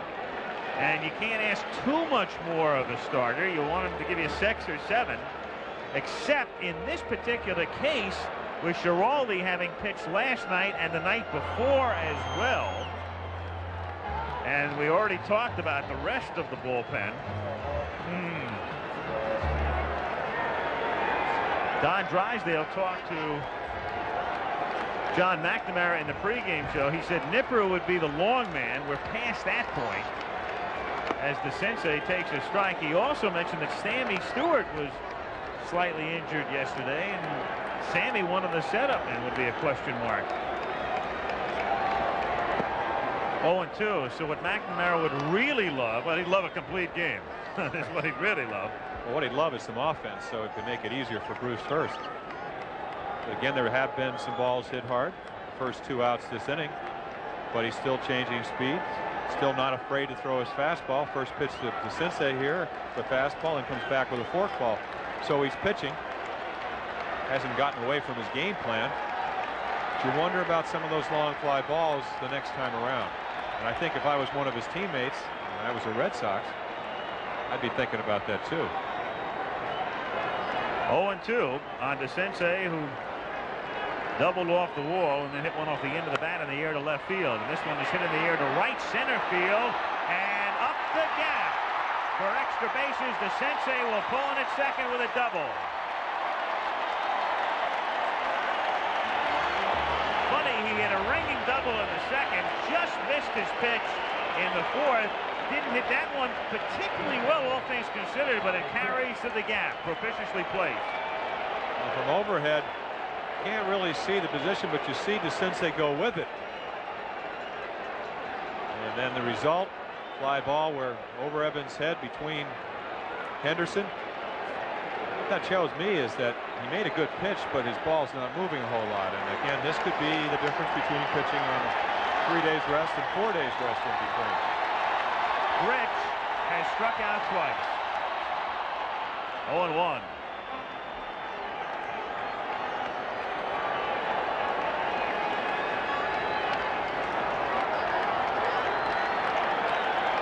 If you asked any pitcher, do you want to throw 95 and have your fastball straight, or do you rather throw 90 and have it move? They'd take the 90 with the movement. Breaking pitch, and Gedman took a piece of that one. Good catch. Boy, he's what Lou Gorman, the general manager, says, your basic blue-collar ball player. He just takes the lunch pail and goes to work. Well, for all youngsters, for all youngsters that are watching, here's a man that wasn't even drafted. There's a dearth of catchers playing in an American League Championship Series. One of the finer catchers from a hitting and defensive standpoint in the American League. Yet he wasn't even drafted. Yet got to the big leagues. 0-2 the count. Fastball high, 1 ball, 2 strikes the count. With Grich hitting the Sensei at second base. There's Doug, the tying run with 2 down. 2-1 Boston in the last of the 6th.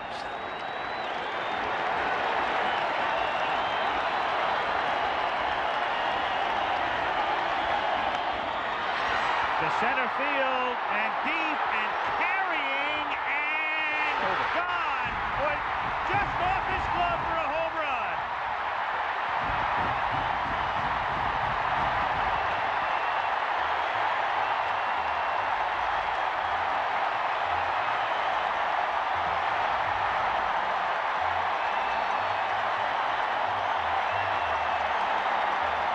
Henderson nearly made a spectacular catch as it deflects off his glove, and the Angels lead.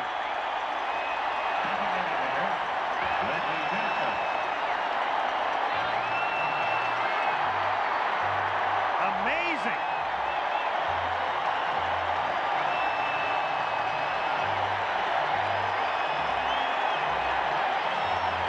And it's a daytime home run in Anaheim. At night, it's in the park by 10 feet. Curtain call.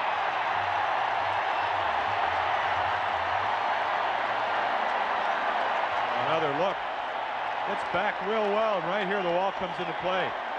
Ball right in the middle of the glove, and then the impact of the wall. If you're an outfielder, you sense where the wall is, but you don't know when you're going to hit it. And what's amazing, too, in that replay is that if he doesn't touch the ball, it looks like it's going to hit the top of the fence and stay in for a double. In all fairness to Dave Henderson, he's fighting the sun. Ball was hit a long way. Again, another look at Bobby Grich, game winner last night. 3-run home run to put him ahead today. Well, you can't take anything away from Henderson. It was a tremendous effort on his part. It's just an unfortunate thing for Dave and the Red Sox that he winds up actually tipping the ball over the fence, in essence, as Reggie fouls it back. 0-2. It's really almost all the truly great outfielders that I've ever seen played or played on teams that I played against or with having an innate sense of where the wall is. You can take that extra step to the wall. You see Reggie go down for the 3rd out. So 2 runs, 2 hits. The home run, Anaheim Stadium is rocking. And California in another wild one, leading Boston by a score of 3-2. Another look at what may be one of the more memorable plays of the 80s. Funny, we were talking to Bruce Hurst. We played the interview before. Who gives you trouble on the Angels? The Sensei and Grich. Well, we saw 2 home runs earlier in the year. You saw another one just then. But again, you're right in the heart of their Boston lineup now. If you get to the 9th inning, they're going to be batting again. You would think the Angels would have the edge. Donnie Moore did not pitch last night, but he's had a bad shoulder. So it's going to be very interesting. And game is not over. Witt's pitched extremely well. So is Hurst. Obviously, if you're Bruce Hurst, you want that ball caught, but you got to make a great play to catch that ball, and wasn't able to do it. But they're in the game. And Baylor on a check swing fouls it away. And as McNamara put it earlier, we've got to score some runs. And they've gotten 2 today on Gedman's homer, and that's it. And the big men have still been pretty silent. Well, again, looking at Mike Witt right there, he's used to this. With his 10 losses, 5 of the times, they scored 2 or less runs. So he's pitched in this situation, never in the situation, obviously, of having a chance to clinch a spot in a World Series game. But it's not going to be easy. No balls, 2 strikes to count. 1-2 now. Baylor, Evans, and Gedman against Witt in the 7th inning.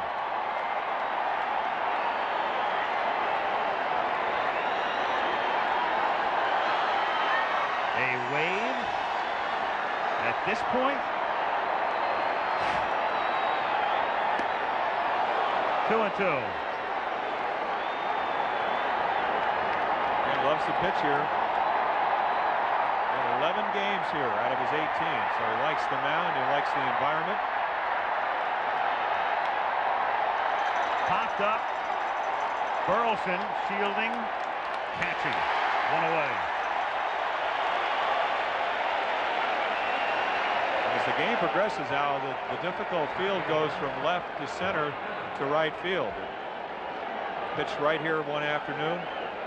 Same time, maybe an hour later, where I lost the ball game on a ball lost in the sun by Bobby Grich. Couldn't see the ball. Virtually impossible to see it. So sun could still play a factor. You hate to have games, but sun is always an effect if it's as bright as it is here in Anaheim. Evans almost gets hit by it. Ball 1, 1-0. 7th inning. The Angels 8 outs away from their first ever pennant. Curve for a strike. 1-1.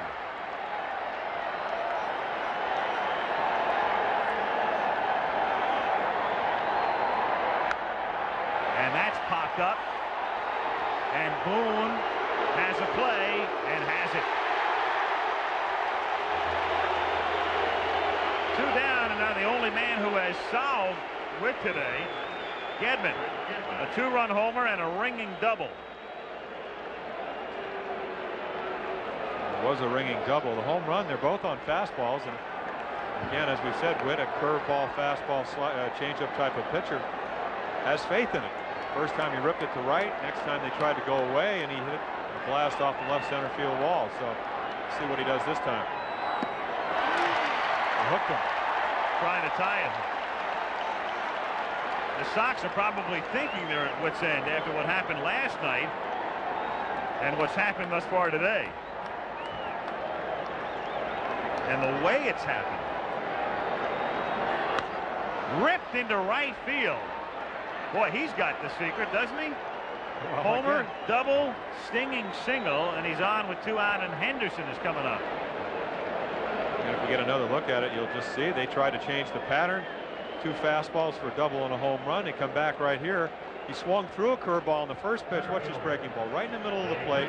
Still have to hit it, and Gedman does. Look at that top hand come off the hand. And that's something they teach in Boston. Walt Reniak just feels that allows you to finish with a bat. Real good view of that, and Gedman is hot. So now Henderson, and remember he's playing center with Armas having banged into the wall, so Armas came out earlier than he normally would have. Henderson in the outfield, and again, if that turns out to be the game-winning hit, that's a replay you're going to see a few times through the years. Strike, and terrific effort. Been talking about how difficult it is to pick the ball up, and a great effort by Henderson. He was just very unlucky. And you think of Dave Henderson in the sense that he's been used in Boston, you think of him as basically a defensive replacement for Tony Armas, which is what he's been used. But 15 home runs on the year, has good power, it's a pretty good hitter. You make a mistake, you'll be trailing by a run here. You're talking about Mike Witt. 1-1.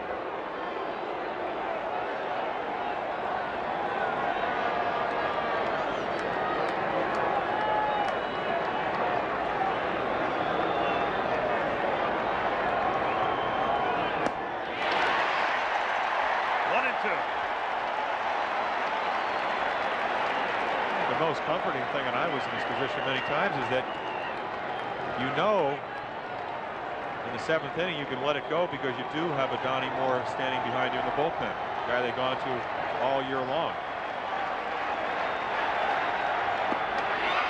Down he goes with emphasis.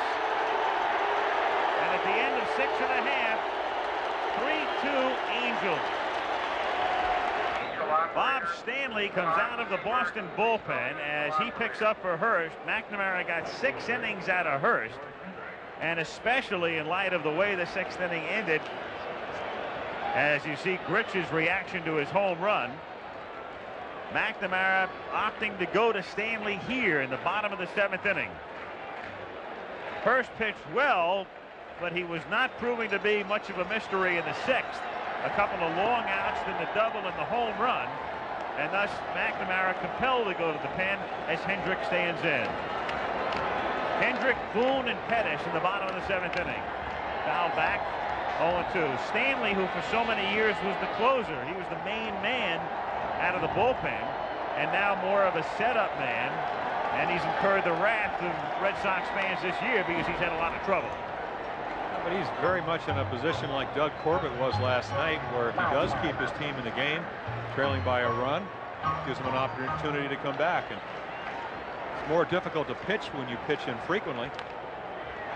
Little squibber, tough play for Boggs. Bare hands, too late. Best chance would have been for Stanley to field it, but he really had not much of a chance. Started to come down off the mound and then knew it was Boggs' play. Again, on a slider, which this pitch is, you follow through a little bit more. See, from there he has no chance. He calls Boggs. Henrik still runs awfully well across the bag. He runs awfully well, but they got a man who runs even better, and so Devon White comes in to pinch run for him. And White will stay in the game in right field. White, who they tell us is as fast as Pettis. Actually faster from home to third, and that's really saying something. And this is definite bunt situation. Bob Boone with 12 sacrifices during the course of the year. Of course, you never know if it's definite or not. If a guy can fly, you have a guy that can sacrifice. You want to add to your lead. Highly likely. You would think he'd be bunting. And he does, and Stanley Fields looks at second, throws to first for the out. Barrett covers. Stanley knowing who was running. And Boone gets his typical tribute as he goes back to the dugout. Well, again, it makes it a lot easier to bunt a guy over if you know he can run. If that was a slow runner, Stanley took the look at second, would have taken the out at second. But White, with his excellent speed, without that, most likely would have had a force at second. Now Pettis, who has singled and flied out. 3-2 Angels, bottom of the 7th, 1 out. And Devon White, the runner at second.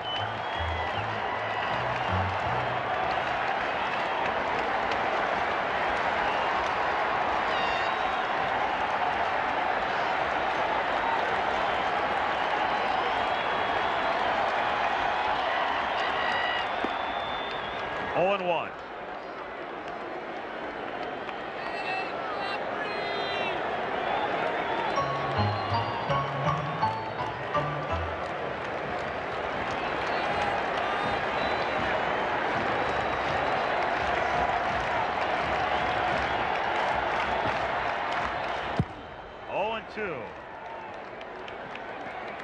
Angels trying to win the pennant, a team that started in '61. Boy, they've had some zany guys. This is the franchise that had Bo Belinsky and Dean Chance and Dr. Strangelove, Dick Stewart, and Jimmy Pearsall, and Terry Forrester. Jay Johnstone. Been a colorful and a storied, though relatively short past for a team that came in '61 as an expansion group.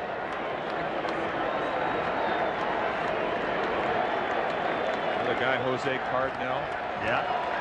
Managed at the outset by Bill Rigney.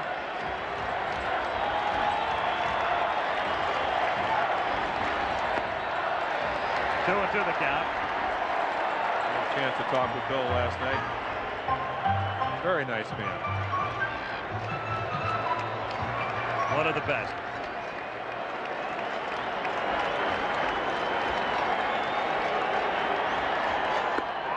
Offers, holds up. 3 and 2 the count. And talking to Pettis, I said, really a great series. He said, yes. He said, the one thing I'm learning to do is what I can do and what I can't. Struck out 125 times. He said, one thing I can't do is swing the ball up in the strike zone.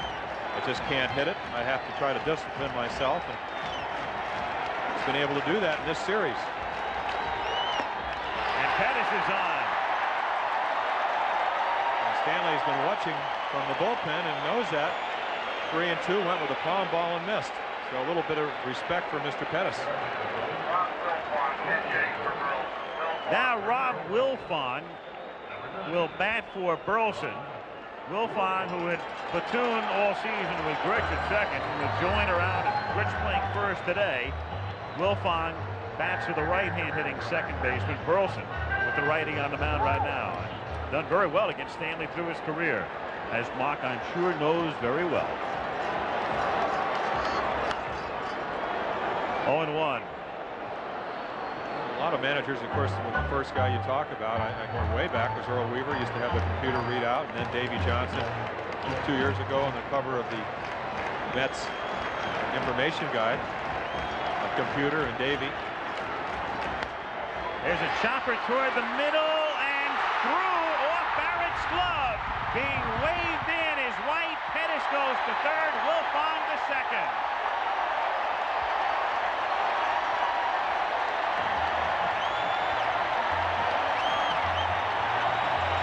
Two Angels on what the players call one of those 37 hoppers. Well, what makes this play difficult is when Spike Owen comes over, I believe Marty Barrett loses sight of the ball. Tough play to make, especially if you don't try to backhand it. You're not trying to intimate that he should have made it. I think Owen just distracts him. The result is the ball goes into center field. Certainly haven't hit Stanley very hard. You have a swinging bunt, a high chopper up the middle. The only really negligent thing he did was the base on ball, and that's because you want to be pitched carefully with only a one-run deficit. Turned out you could be in a big inning situation. Now with first base open, they have to walk Schofield to try to set up a double play so they can play the infield halfway with Downing coming to the plate. The Angels also benefiting in the last instance from having a couple of guys who could be on a relay team on the bases with White at second and Pettis at first. So White scores, Pettis is at third. Wilfong is at second. And Schofield now at first, and Brian Downing comes to the plate. He's walked and flied to center twice.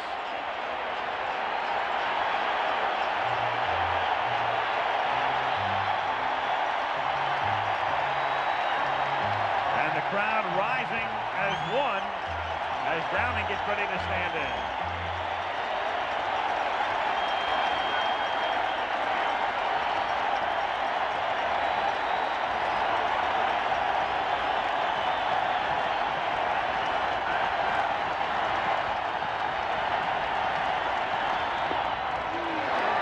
One and oh.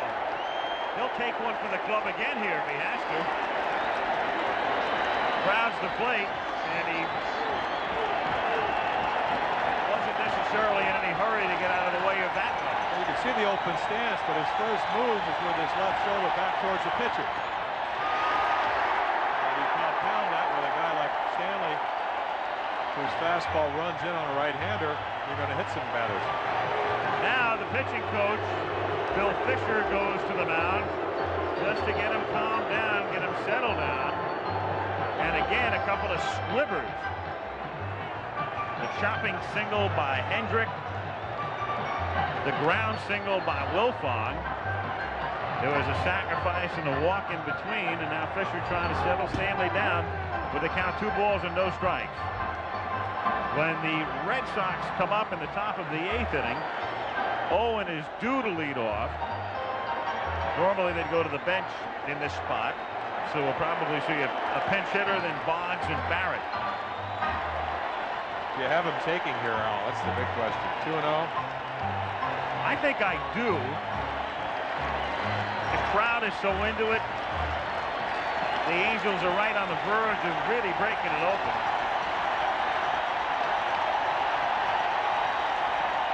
They let him swing, and he lifts it to shallow center.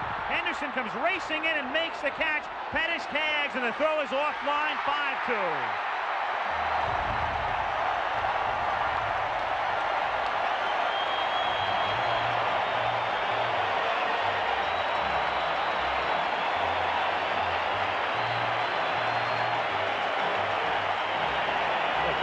Fist trying to hit a fly ball. You know it'll score a run. A grounder might turn 2.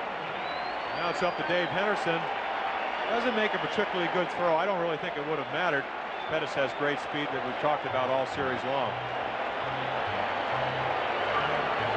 Pettis is one of those guys who could score on a deep infield fly.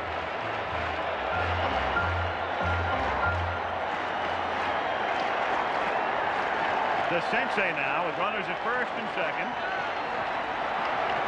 2 down. 3-run Angel lead. They appeal at third. No. Red Sox hopeful at third base umpire McCoy would give them the call, contending that Pettis had left a little early. Fat chance of that call being made in these circumstances.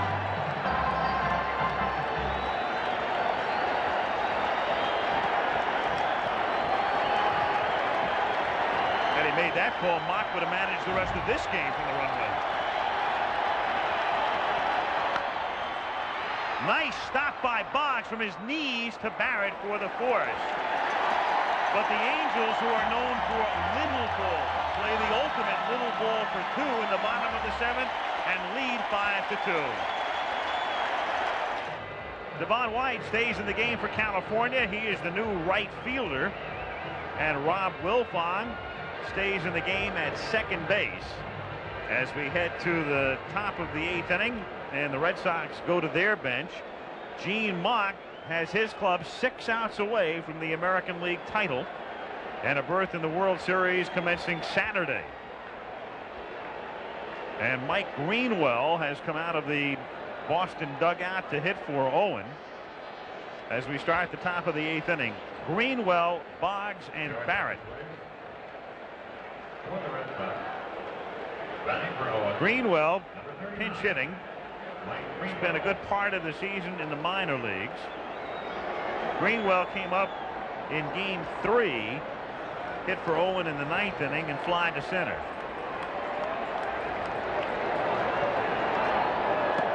Mike Witt missing away, ball 1. 1-0. Good looking young hitter. About 18 home runs down in Pawtucket. Good hitting ballpark. Walt Riniak, the batting coach, feels he'll right now 280 with about 15 home runs. Into right center for a base hit and maybe more. Cut off by Pettis, and Greenwell stops it first with a long single. A case there of maybe being a little too conservative. He knows it's a real key situation. And the ball hit very deep to right center field and cut off by Pettis, but he didn't want to take a chance. That's exactly right. He's thinking 3-run deficit.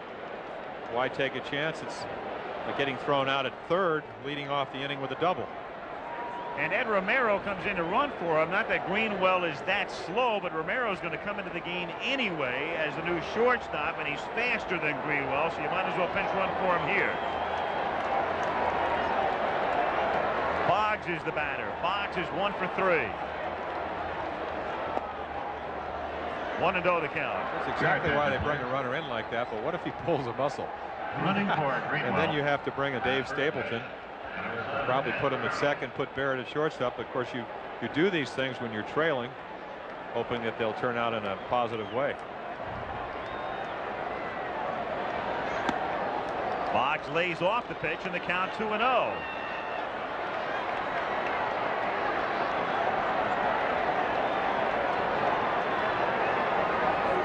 As we said, this is a type of game, if you lose your concentration at all, going right into the heart of the Red Sox lineup, you're going to get right back in the game. And I'm really surprised that Boggs swung there. 3 runs down. Normally, very rarely ever swings at a first strike. Yet 2-0. Maybe he figured he would get a good pitch to hit. It was a belt-high fastball. This game constantly surprises you. Hit sharply to short. Schofield to Wilfong to Grich.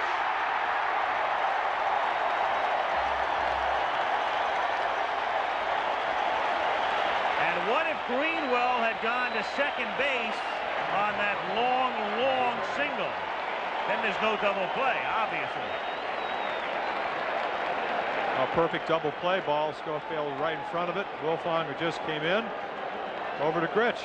Perfect. I mean, that, if you're going to talk about the tailor-made double play ball, hit by a guy that hurt his ankle the night before, can't run as well, hit sharply to one of the best fielding shortstops in the American League. Easy double play. Barrett has been silenced today. He is 0 for 3. Takes a strike.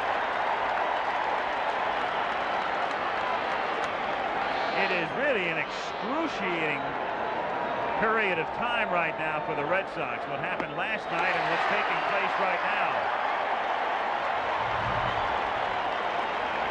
And most excruciating of all for that man, John McNamara.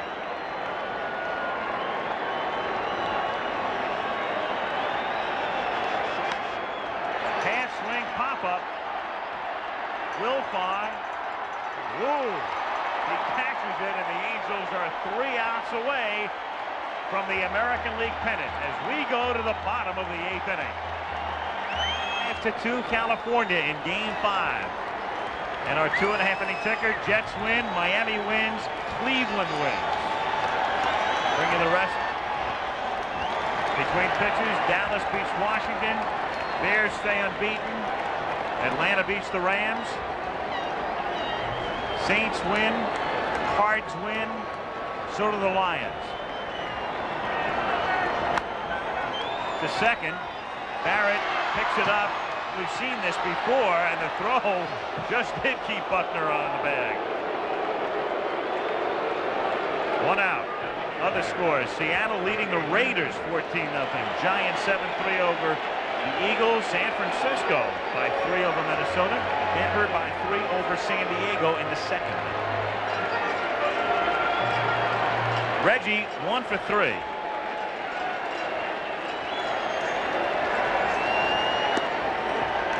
Strike, 0-1.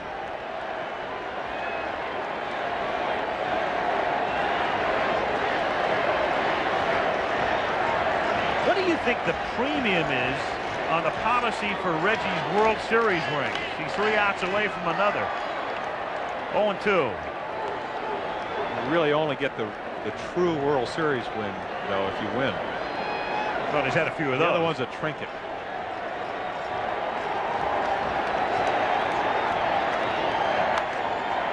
Still 0-2.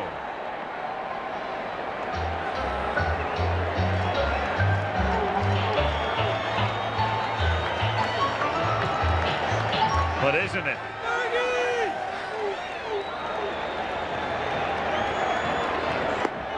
And called strike 3, and no protest from Reg. Third time he's gone down on strikes today. 2 gone. A perfect pitch from Bob Stanley right in the corner. You see Gedman right there. Again, that's what Stanley has to do. Only chance the Red Sox have it. Obviously, down 3 runs. He holds them here in the bottom of the 8th. Devon White hitting for the first time in the game. Looks at a strike. Red Sox in the 9th have Buckner, Rice, and Baylor. It's where they want to be, but nobody's hitting. Mr. Witt has something to do with that. Mike Witt with an incredible pitch game. One mistake. Nobody's hitting the whole series amongst those 3 in the sense that the runs have been hard to come by, and the Red Sox have been lacking the big innings.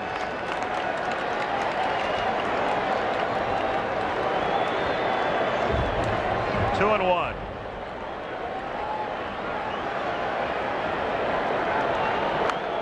And it's 2-2 now. 2 out, bases empty. Yeah, that's the way a lot of people in New England feel.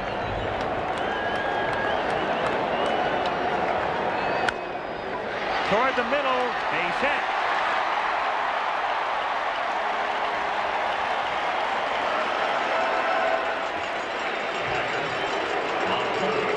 And Bob Boone comes up with a perfect day going. Home run, single, and sacrifice. Great series for Boone. Great series for Pettis. Great series for Witt. Not bad for DeCinces either. Rich has had some key hits. Schofield done a nice little job as well. It really is great as Boone has hit. I think the turning point of the the playoffs may have been that pickoff throw in the 3rd game. Candelaria on the ropes, and then they got 3 hits and a walk. Picked off Baylor, held him to 1 run, and then last night Rupert Jones struggled defensively in the 3rd game. In the 4th game, a great play on a double. White goes on a pitch out. The throw is there in time. Boy, I tell you, things aren't coming up roses for the Red Sox, but remember that man, if you will, no matter what happens. Mr. Gedman.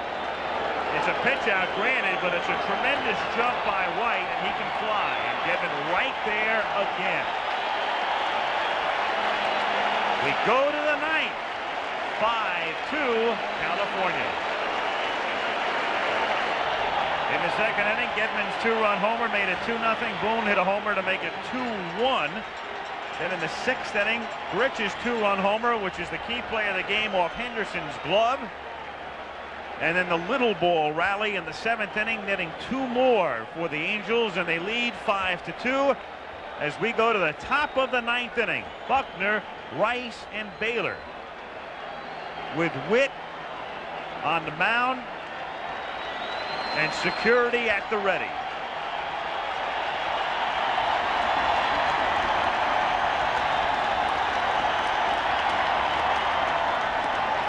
One and 0 to count. Lisa Witt, hopeful her man can do it again. For him to do it again, he's going to have to throw strikes. I would assume that Boston would be taking, something that Buckner doesn't do very often. See him right there. Do something to distract with. A lot of times it's more difficult to throw a strike when you know they're not swinging than when you know they are. Start aiming the ball, doing things that you don't normally do, and you get out of rhythm. 2-1.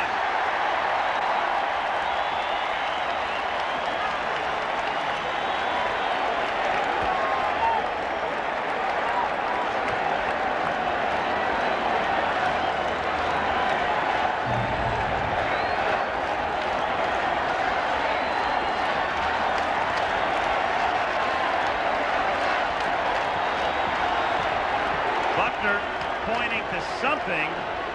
Well, I thought he was pointing to the outfield. He wants the plate umpire Rowe to take a look at the ball and gets it thrown out of the game.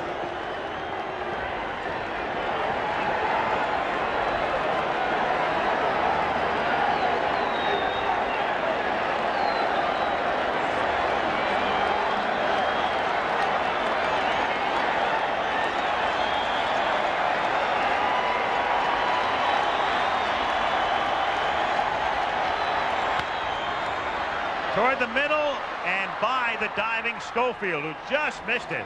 And Buckner is really hurting. I mean, that's hobble with a capital H down to first base.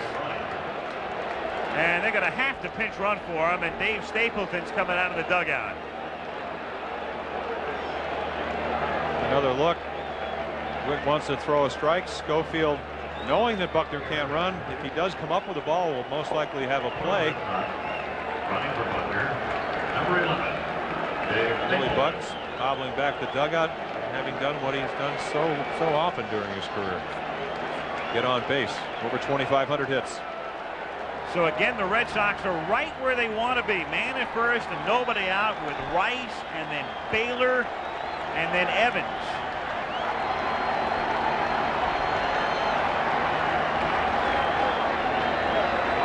But they need the clutch hits, and it's something that hasn't happened in the series.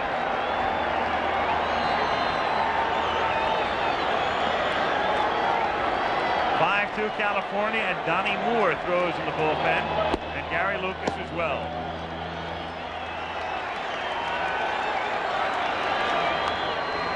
Foul back, 0-1.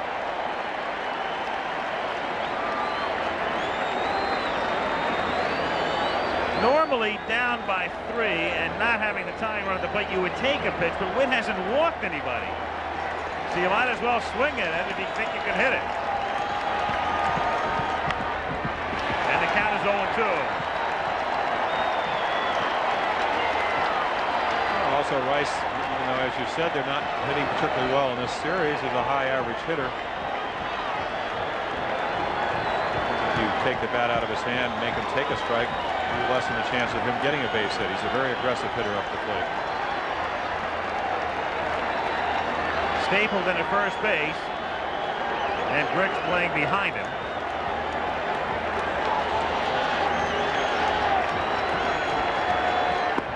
Called strike 3.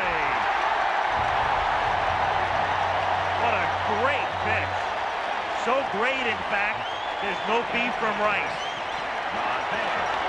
Again, you've seen the curveball all afternoon. Where this pitch is. Right on the corner. You see Jim lean over. Doesn't even offer. Baylor now, 0 for 3.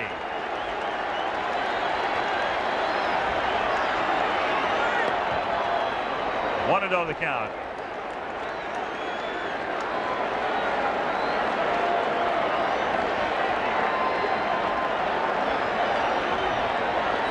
The Angels 2 outs away, and of course they could get both of them on a ground ball.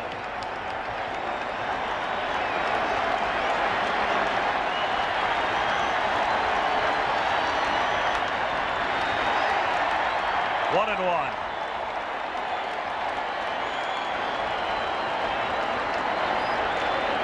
Well, that's what you're hoping for if you're in the Red Sox dugout. You want a base hit, but if you do make an out, you want it not to be a grounder for a double play. Keep the inning alive.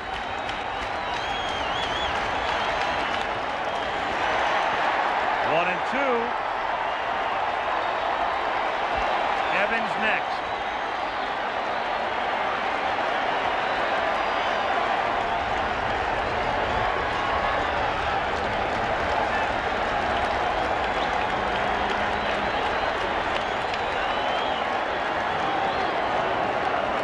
Rocky Rose spots something in the outfield. I think it's a banner.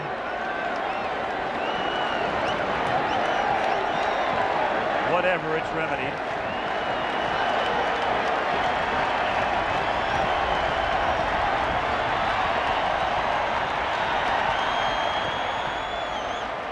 Two and 2.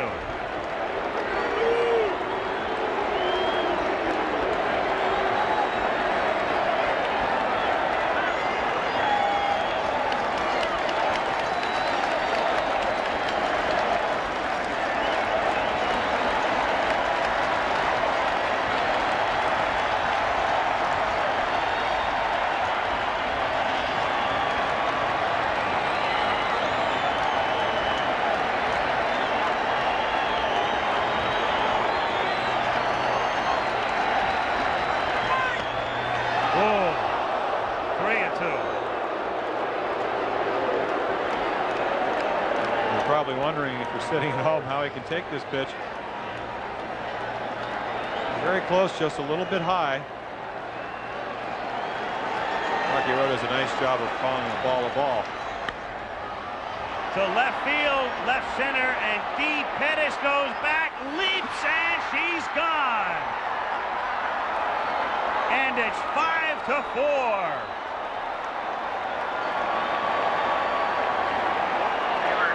Don Baylor hits one out.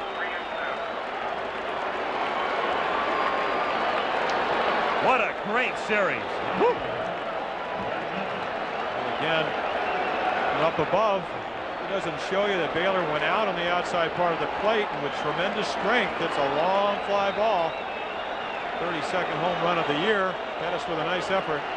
Can't get to it. A little bit up. Most hitters, if they hit a fly ball, the ball stays in the ballpark. Now you've got Evans, and don't forget, 1 out, and this means that Gedman's going to get to come up again.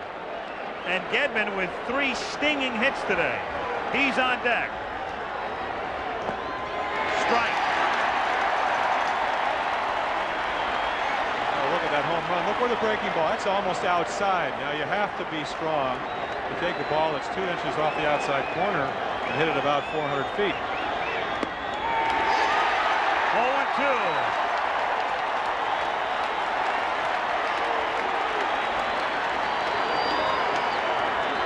The more interesting thought is, if you do get Evans out, 3 for 3, do you bring in Lucas to face Gedman? We know he'll be in if Evans gets on. Popped up. The sensei calls. 1 out to go.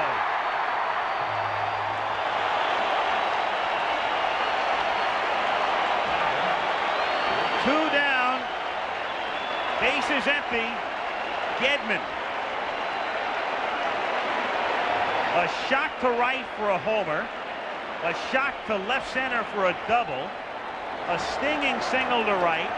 And Marcel Latchman goes to the mound. And goes to the bullpen. And this is exactly the way Gene Mott would play it under any circumstance. Especially this one. We'll be back. Moments ago, Witt's departure on tape.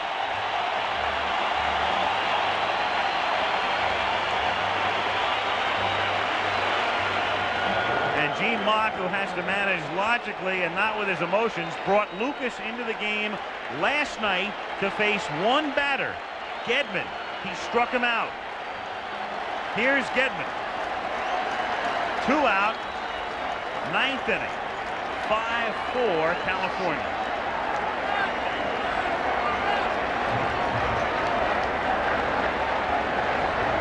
And going back to game 3, Candelaria having a great night. 2 hits, Gedman got them both to left field. So not an automatic out just because of the lefty versus lefty matchup. Look out. Ooh, got hit on the hand on a pitch in on him. So Lucas comes in to face one guy because now you've got Henderson, and Gedman gets hit by the pitch. Center fielder. And now Henderson's coming up with Moore in the bullpen, and that's going to do it for Lucas. Looks like right up high off the right arm. A tendency to overthrow when you come in a pressure situation, you hit a batter.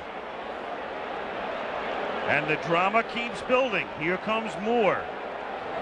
We can tell you 7 Eastern time tonight, a special, The Collapsed Summit. Peter Jennings hosting from Iceland on ABC. 2 out, 9th inning, 5-4, tying run at first. This has been a wonderful game. Donnie Moore out of the bullpen to face Dave Henderson.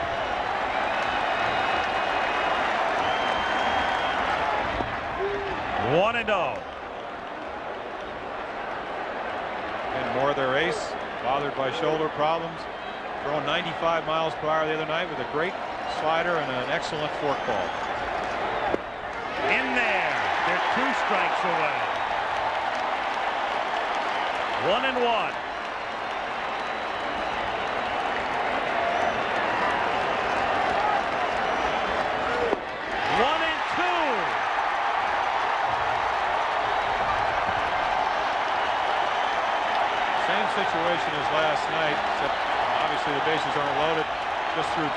fastballs by him.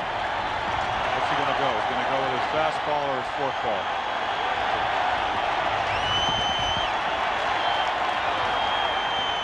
2-2. Fastball. The reason I say that, Schiraldi throws the 2 fastballs right by Downing. Everybody's second-guessing the breaking ball. Ted Henderson with 15 home runs on the year, a dangerous hitter. Still 2-2.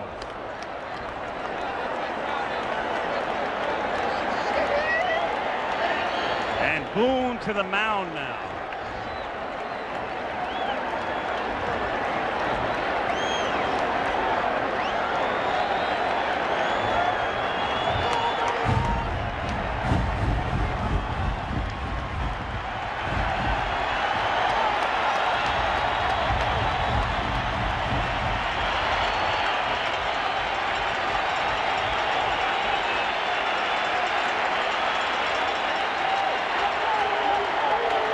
The 2-2 pitch. Stays alive.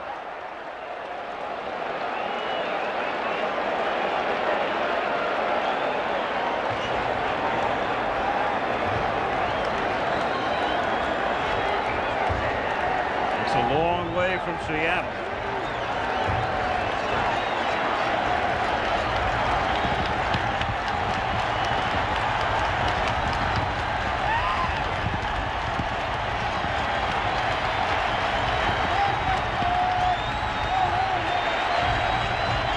Time.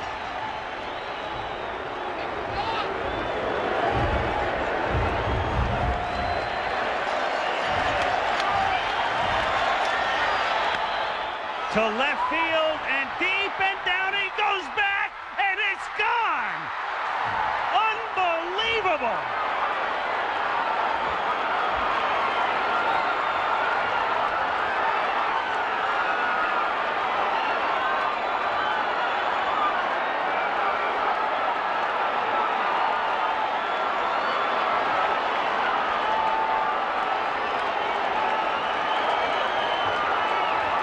You're looking at one for the ages here.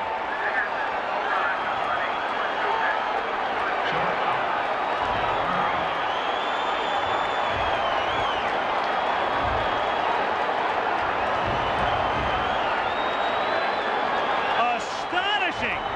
Romero swinging and missing. 0-1. Dave Henderson in obscurity in Seattle in August. Playing both ends against the middle in October. Oh. You have the 2-run home run go off your glove, and then you have a chance to put your team ahead. Smoke the forkball. Popped up foul and out of play. Anaheim Stadium was a strike away from turning into fantasy land. And now the Red Sox lead 6-5. The Angels in the bottom of the ninth. Boone, Pettis, and Wolfond. 2-2.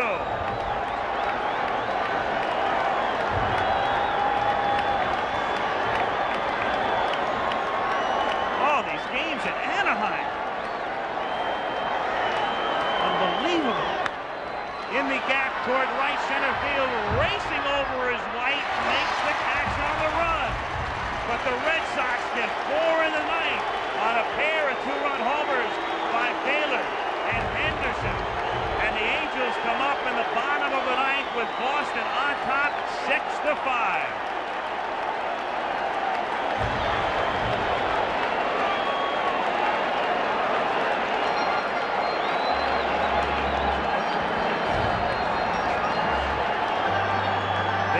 Of course, here, take a look back at Henderson.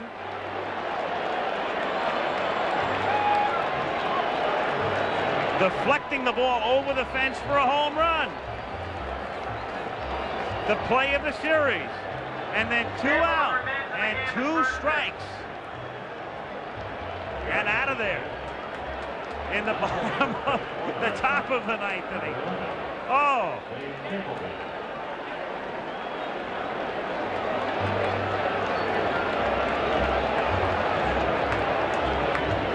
That's second only to Fisk in the minds of everybody in New England. Oh, just astonishing.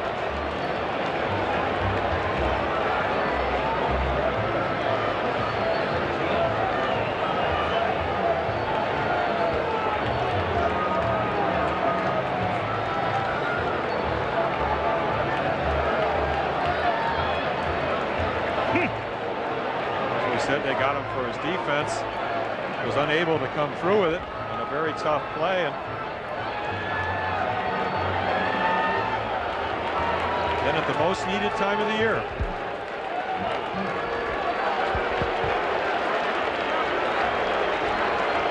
Now look at the home run. 2 fastballs by him, a fork ball. Very similar to what happened in New York yesterday. Lenny Dykstra off Dave Smith. Fork ball for a 2-run home run to win. This one doesn't win it, but it puts him ahead.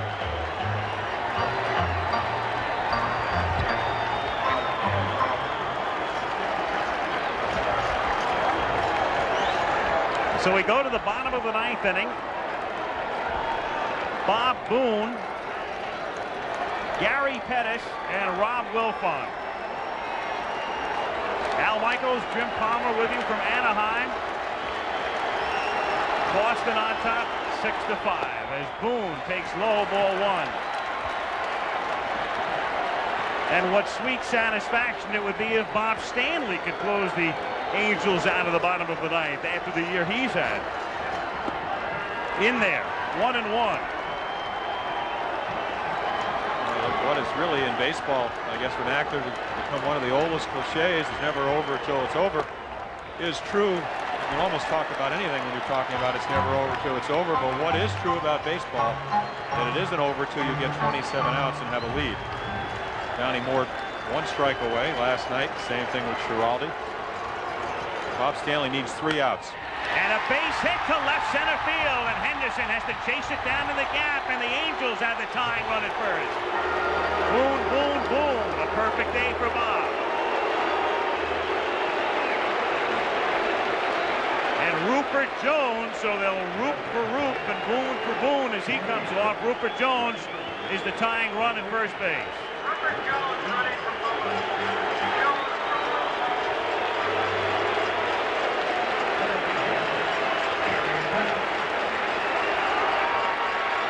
Gary Pettis, single, flied out, walk. And up there, you'd have to field to bunt. Rule of thumb, generally, you play to tie at home to win on the road in a situation where you're down by a run. Rule of thumb.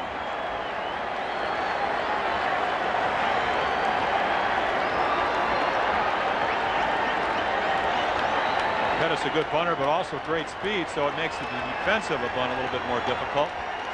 But Stapleton at first instead of Buckner. And Romero at short instead of Owen. Outside, ball 1. 1-0.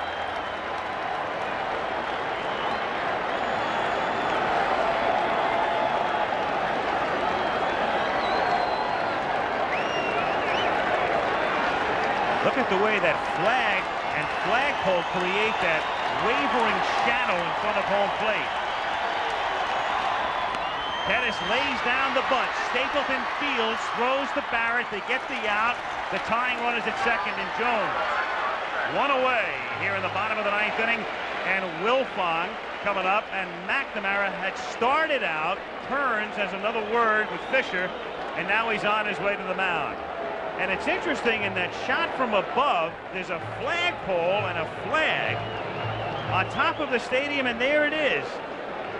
And what about distracting the hitter here, Jim? Well, it certainly does, and that's something they could change. You certainly can't change some shadow situations. Bob Stanley runs off the mound, but that could be changed.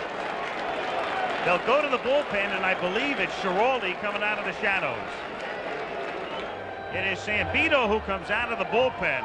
The bullpen in the deep recesses, deep as dark as left field, and you can't tell who's throwing down there.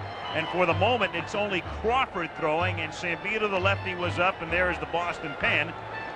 And no sign at the moment of Schiraldi. They had Crawford throwing, but he's not going to come in this situation. You wouldn't feel or think. But then again, with Sammy Stewart hurt and Schiraldi having pitched last night, what McNamara needs here is for Sambito just to take care of the left-hand batting Rob Wilfong. As you see Bobby Grich. The Angels, if you're wondering, cannot go to the bench for a right-handed pinch hitter because they have none. The only people left are Jerry Narron and Jack Howell. And their other, remember, on the 24-man roster is Wally Joyner. All left-handed batters, and Joyner is still in the hospital. Wilfong has done very well this year against left-handed pitchers. Terrible lifetime. Jones, the tying run, is at second base. With good speed. 1 out. Boston ahead, 6-5 at the bottom of the 9th inning.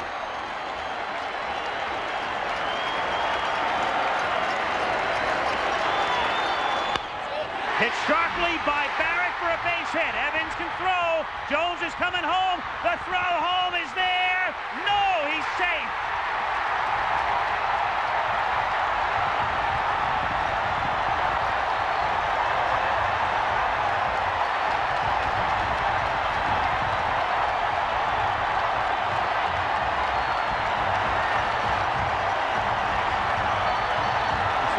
Play, as we said, Jones with great speed, Evans with a great arm. Gedman makes a great catch of this. The ball short hops him. Great slide by Jones. He doesn't go to the outside. I doubt if he'll get to the plate. And McNamara to the mound and to the bullpen again. Again, Sambito, success story of some sorts during the season, but not today. Belt high in the middle of the plate. Once again, you see Evans throw. It's a strong one. Right there. Ball short hops him just a little and a fantastic slide. By the time he gets to him, he's already across home plate. Another angle on that slide. I'm thinking of Sundberg in the World Series last year.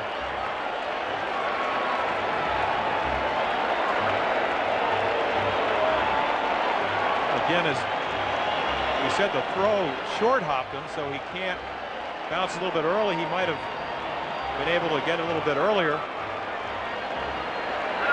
Another angle. Ball bounces up a little bit. Right there, he's trying to get control of it. And Jones with a great slide. Now the Red Sox are faced with a dilemma in which Steve Crawford, who has not pitched in this series, who is only eligible for the playoffs because Seaver wasn't. Seaver was the choice. Here he comes into a situation in the 9th inning. And I guess what we're being told here is that Stewart can pitch. And the last 2 nights, especially last night, have just taken too much out of Schiraldi. That's definitely the message I'm getting.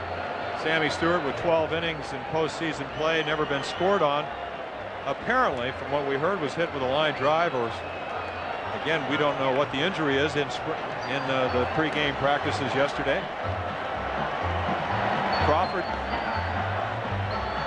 on the disabled list on July 18th when they called up Calvin Schiraldi. The reason Schiraldi came to the big leagues back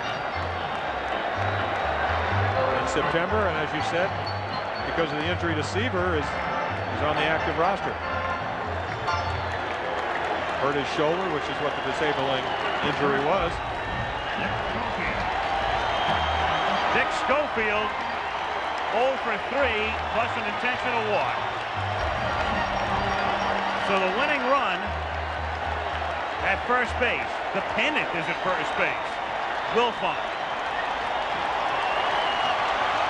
Steve Crawford, who last picked last Sunday against the Yankees. 0-1. The one thing that Steve Crawford has always been able to do is throw hard. What's gotten him into trouble is a little bit of wildness. Fastball slider pitcher, and really right here, He gets the ball over. There's a good chance of being successful.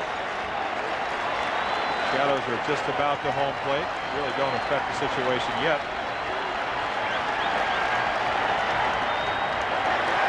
1-1. Wilfong attempted to steal 5 times at first. He's only successful once. Not a good base stealer, but he is the type of guy that can score from first on a double. Better than average speed once he gets going. 2-1.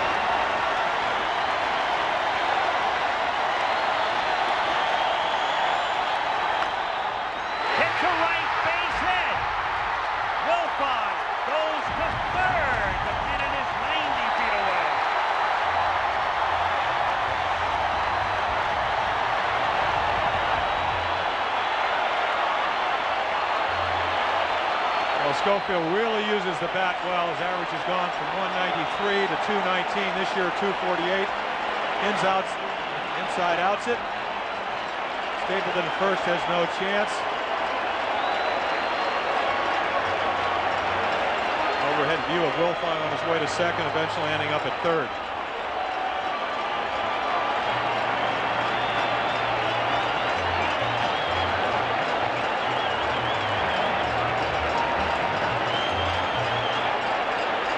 Situations, even though the double play is in order with your middle infielders, you don't play back. You have to play in. They may even walk the bases loaded, which is what they're going to do. And that's what they'll do. Setting up the force at home, and the sensei coming up. It also sets up, and it's one thing that I hated to do in a base loaded situation, it sets up a situation if you do get behind a hitter, you have to throw a strike. And it sets up a situation where you have to throw a strike, and it's a man who hasn't been out to the mound in 7 days and has pitched so sparingly in the last couple of months. So they're loaded up. 1 out. And Doug the Sensei coming to the plate.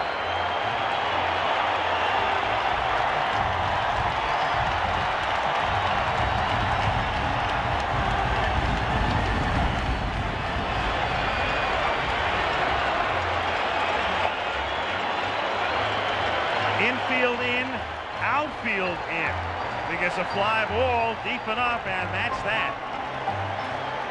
What you're doing if you're an outfielder is you're playing at a depth shallow enough where if you catch a line drive, you feel you can throw the guy out at home plate.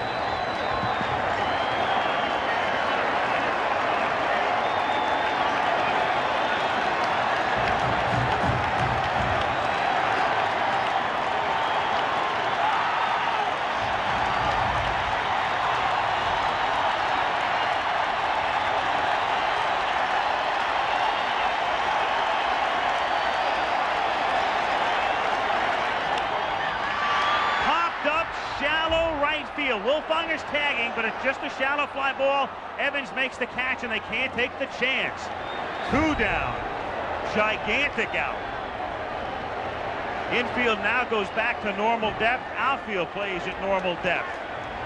Grich comes up. That was a classic confrontation of fastball pitcher against fastball hitter. Fastball pitcher wins.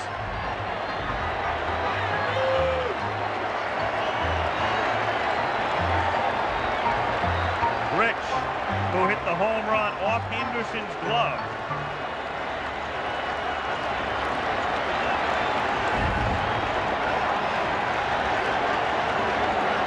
This whole ride we've been on today belongs at Disneyland. Oh, this game.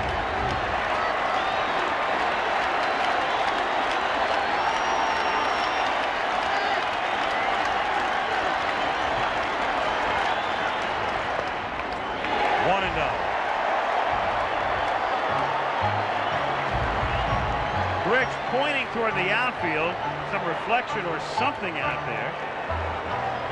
Just another look at that pitch. Ball runs a little bit inside.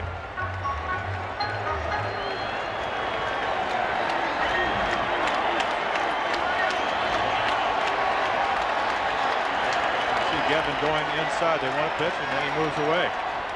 Ball 2.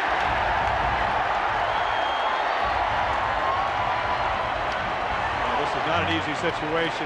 Grich most likely will be taking. Crawford knows he has to throw a strike, hasn't been able to do it. You aim it right for the middle of the plate and try to throw it really with the most relaxed way you can possibly throw it with the bases loaded and 2 outs. 2-1.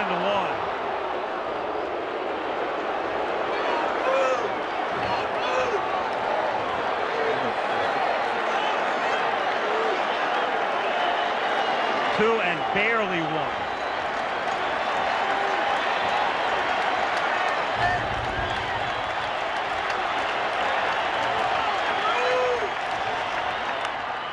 Two and two.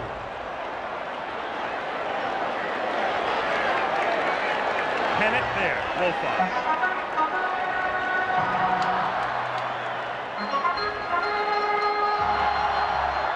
Crawford has the type of fastball where he moves so much he can throw it for the middle of the plate.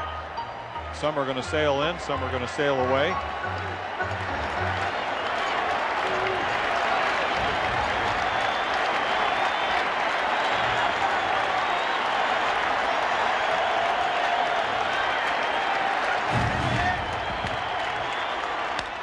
Broken bat caught by Crawford. We go to the 10th if you can take it. Most likely just trying to throw a strike. Watch the ball run in. Grich hits it way up on the label of the bat. Nice play by Crawford for the final out of the inning. Oh boy. We go to the 10th. ABC News special, the Collapse Summit with Peter Jennings. That is scheduled to be seen at 7 o'clock Eastern Time, or about 48 minutes from now. And at 8 Eastern Time, Houston against the Mets. It's Scott taking on Fernandez as we go to the 10th inning in this classic 5th game, tied 6-6. Boggs, Barrett, and Stapleton, with Buckner out of the game, facing Moore and a new catcher for the Angels, Jerry Narron. And time was called before Moore delivers.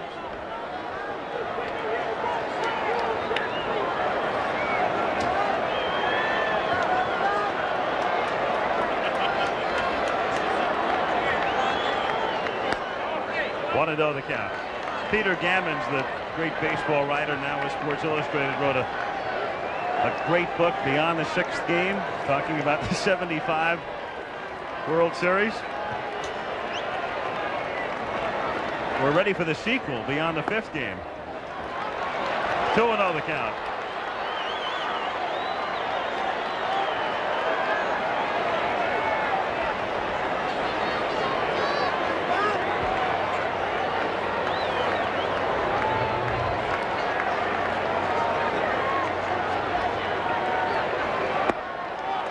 And through it all, Wally Joyner watches from a hospital bed.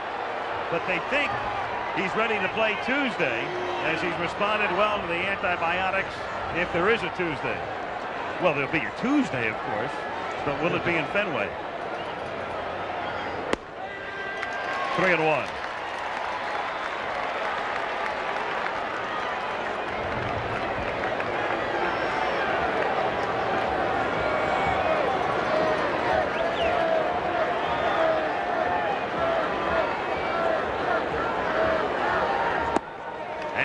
Is on. So Donnie Moore, who has been erratic this year, the ace of the bullpen last year, but shoulder troubles this year, the 3 cortisone shots, which is a big number.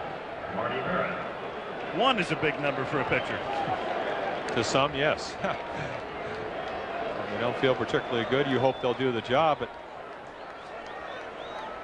obviously a bunt situation. Also, Marty Barrett handles the bat so well. Last time we had this situation, Boggs, because of being hit last night, was thrown out on a nice play by Mike Witt. So a lot of things can happen. Barrett at the plate. Bunts toward first. Grich goes to second in time there. So Barrett lays it down, but the Angels execute perfectly, and Boggs is again thrown out at second base. Not a particularly good bunt, a little bit too hard. Again, Bobby Grich comes in, knows the bunt is on. Pick up and a strong throw to second to get Boggs the lead runner. Again, as you said, has to be executed perfect, or you have the first and second situation, nobody out. Now Stapleton, who came up only 39 times all season.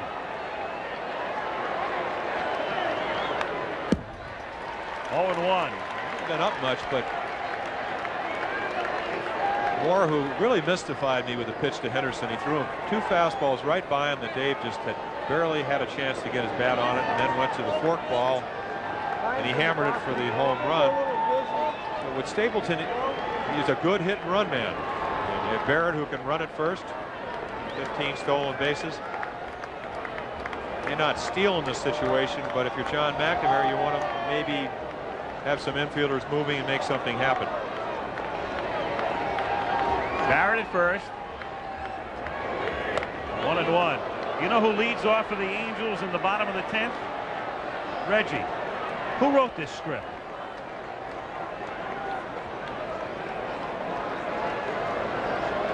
One and 1. No matter what happens today, it's been amazing, the Red Sox resiliency. Last night, that shattering, terrible loss, and the misfortune today, and Henderson tipping the ball over the fence with a home run. A sensational 9th inning comeback, and then Crawford to work out of it in the 9th inning.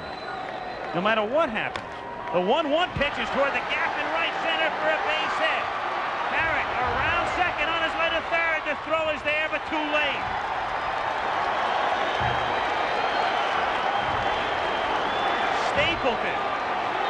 Stapleton of the 128 average with a single to right.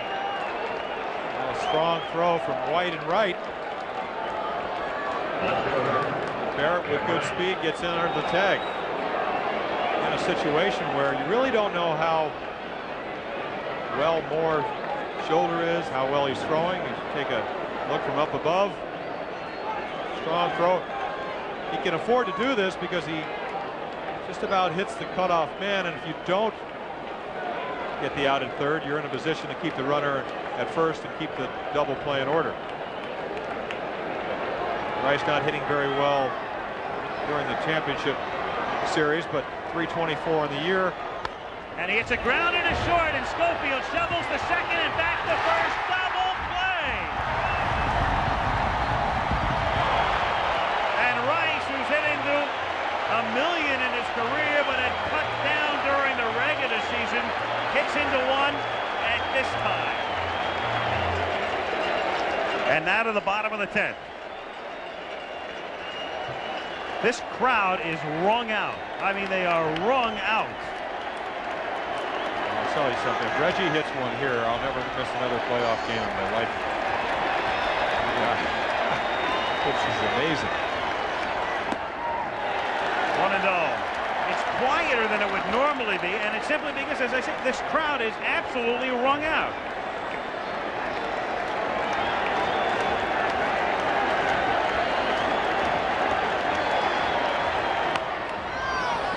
Fouled back, out of play. 1-1.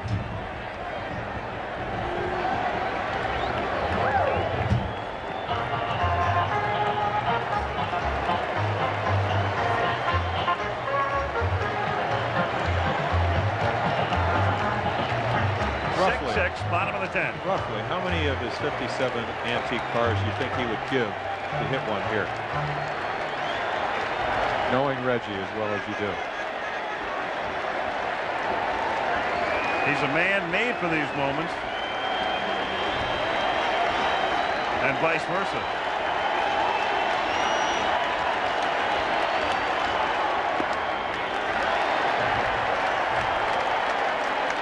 Two and one. Be interesting here. 2-1. He hasn't had a great year, but walked a lot. Will he take the walk?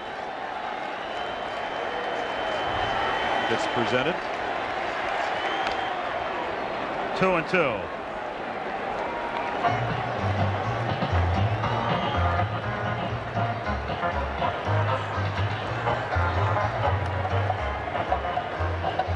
Talked about last night, as you look at John McNamara, you get in late inning situations, extra innings, sometimes makes it easier to pitch because hitters expand the plate, try to hit home runs. They go up there. No. That was a great shot.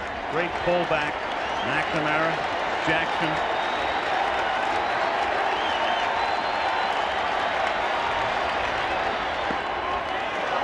Three and two. Now look how far Gedman is outside, and he hits his glove, but you got to give Rocky Road some credit. From this angle, it looks like the ball is just a shade off the corner. Tried to cheat a little, didn't get the call. 3-2 to Jackson. Hit on the ground down to Barrett. Gathers it, throws him out.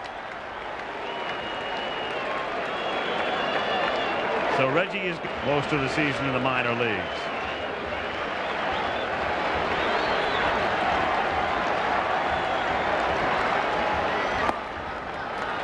One and oh the count.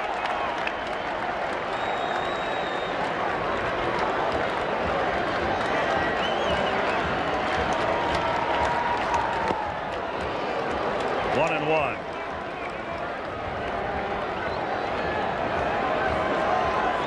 Well, they're high on him. Good power, switch hitter, great speed.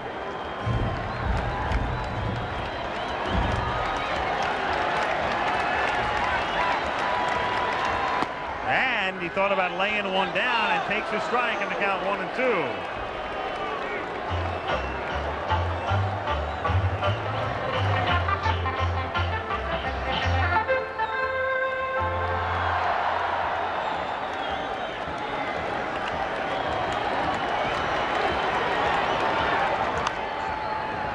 Foul back. White spending the year at Edmonton. 14 home runs. First time since '69. 2 consecutive games into extra innings, and that was the first ever ALCS, Baltimore and Minnesota.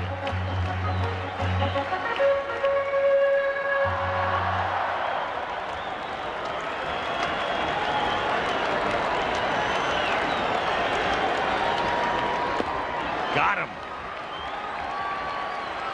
2 down. Steve Crawford. Boy, this is why not only is this game, the whole game itself, so great, and why so many of us love this sport, but Steve Crawford, who only appears here today because Seaver's knee doesn't respond in the least likely of situations. And here he is with the pennant on the line and pitching well. Narron, low, ball 1. 1-0.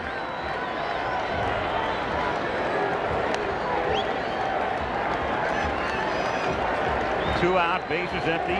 Bottom of the 10th, 6-6.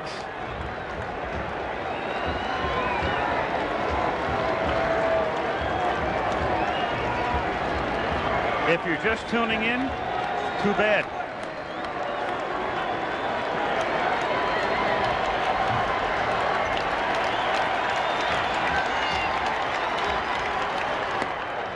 Two and oh.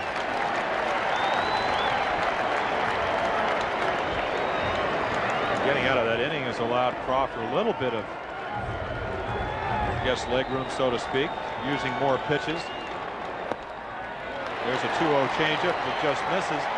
Seeing the curveball, seeing the fastball, so you come in, bases loaded, winning run on third base, and you go 2-0, pretty much have to throw something you can get over. Now he's using all his pitches. The shadows have crept out between the pitcher and the hitter. And he walks Narron. So Narron carrying the pennant in his back pocket.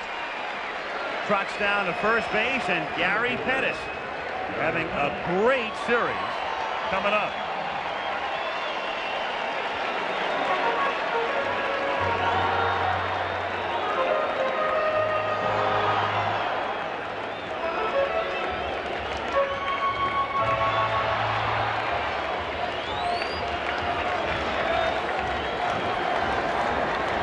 Two down.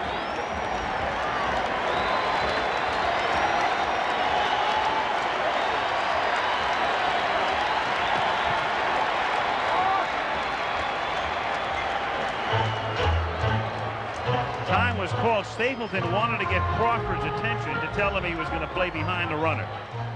Well, not only that, all the Boston outfielders a couple of steps deeper. 2 outs. Winning run on first, even though Narron doesn't run that well. Let the ball hit in front of you. 1-0.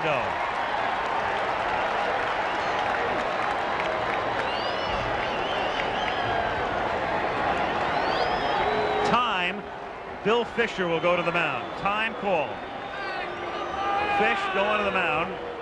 Again, we mentioned it the other day on the subject of control, and since Crawford has now thrown 5 consecutive out of the strike zone, there is no better master than a very likable pitching coach of the Red Sox, who holds the major league record at 84 1/3 consecutive innings without a walk. Now in the bullpen,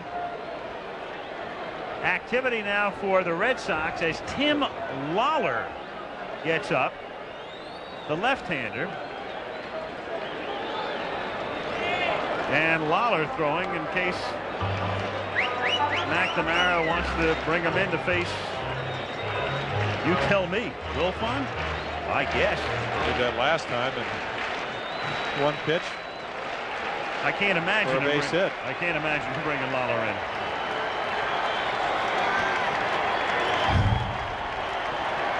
The 1-0 pitch hit foul, and the count 1-1. Interesting too that Schiraldi has not gotten up because he pitched Friday, and then last night he was on the mound. Schiraldi working the 9th, 10th, and 11th. We do have a pitcher out there with a lot of experience on the right-hand side, Al Nipper.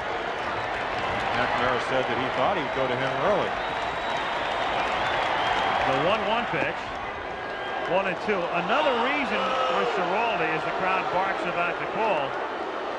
And unless it's something physical that I'm not aware of, McNamara too could be thinking, hey, he's got a brilliant young prospect in Schiraldi who was just shattered by what happened last night. And if you came in and you lost this one, that's something that could linger for a long, long, long time. Just some food for thought.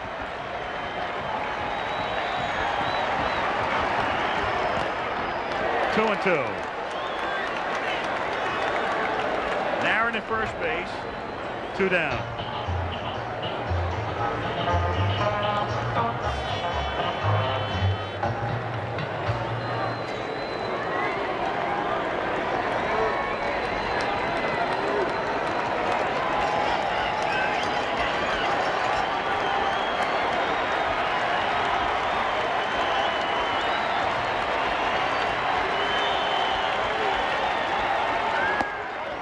Full count, and that means Narron will be running with a pitch. And that could be a significant factor on anything hit to a gap. And also, as a pitcher, you want to throw a strike here. You take a little bit longer to release the ball. Gives Narron an extra step or two, and sometimes it does make a difference between attempting to score and holding up at third.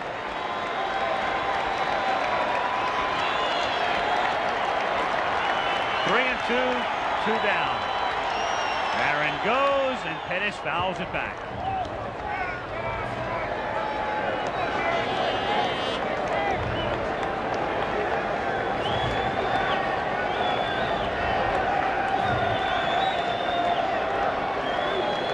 how things sort of calm down and slow down in these situations, and everybody tries to keep cool, stay together.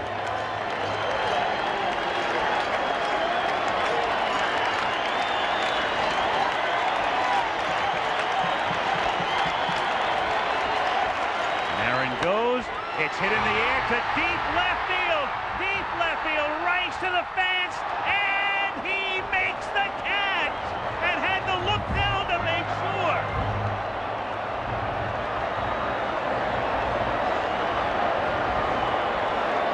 Film at 11, and the highlights will last until 1:30. We talked about playing a little bit deeper. You can see how deep Rice is. Back, back, back. At the wall, makes the catch. To the 11th. If you've missed it, all right, graphically we'll show you what's been happening here. Descriptively, well, they can write books about this baby. Take a look. Boone 2-1, the home run in the third. Rich's homer made it 3-2. 2 runs in the 7th for California, 5-2. The classic top of the 9th. Baylor a 2-run homer. Henderson with 2 strikes and fouling one off, a home run. The tying run in the bottom of the 9th. Lefty against lefty. Wilfong off Sambito. Rice hits into a double play in the top of the 10th and then goes back and makes the catch at the wall in the bottom of the 10th. And we go to the 11th. Baylor at the plate. One and oh. Baylor, Evans, and Gedman.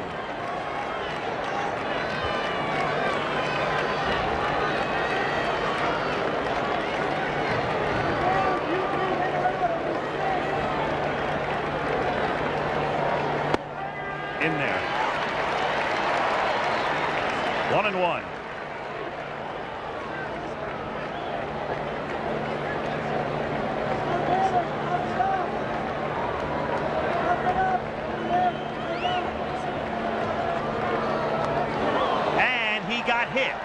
And again, he's the all-time American League leader, so nothing new. 35 times during the regular season, and he's got that down to a science. No, he doesn't. Actually, that's one of the few times you will not see him roll into a pitch that he's going to be hit by. Normally, he just takes it on the shoulder, trots down to first. That's the first time it's a good way to get on base, sometimes painful.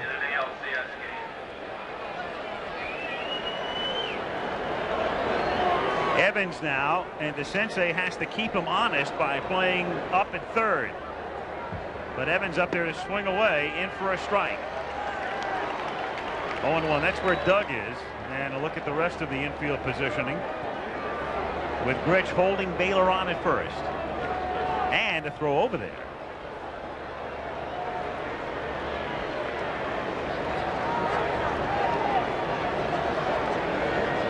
The reason you most likely will not see the Red Sox bunt here is because if you do sacrifice with Evans, they walk Gedman, pitch to Romero, who's come in to play shortstop for Spike Owen.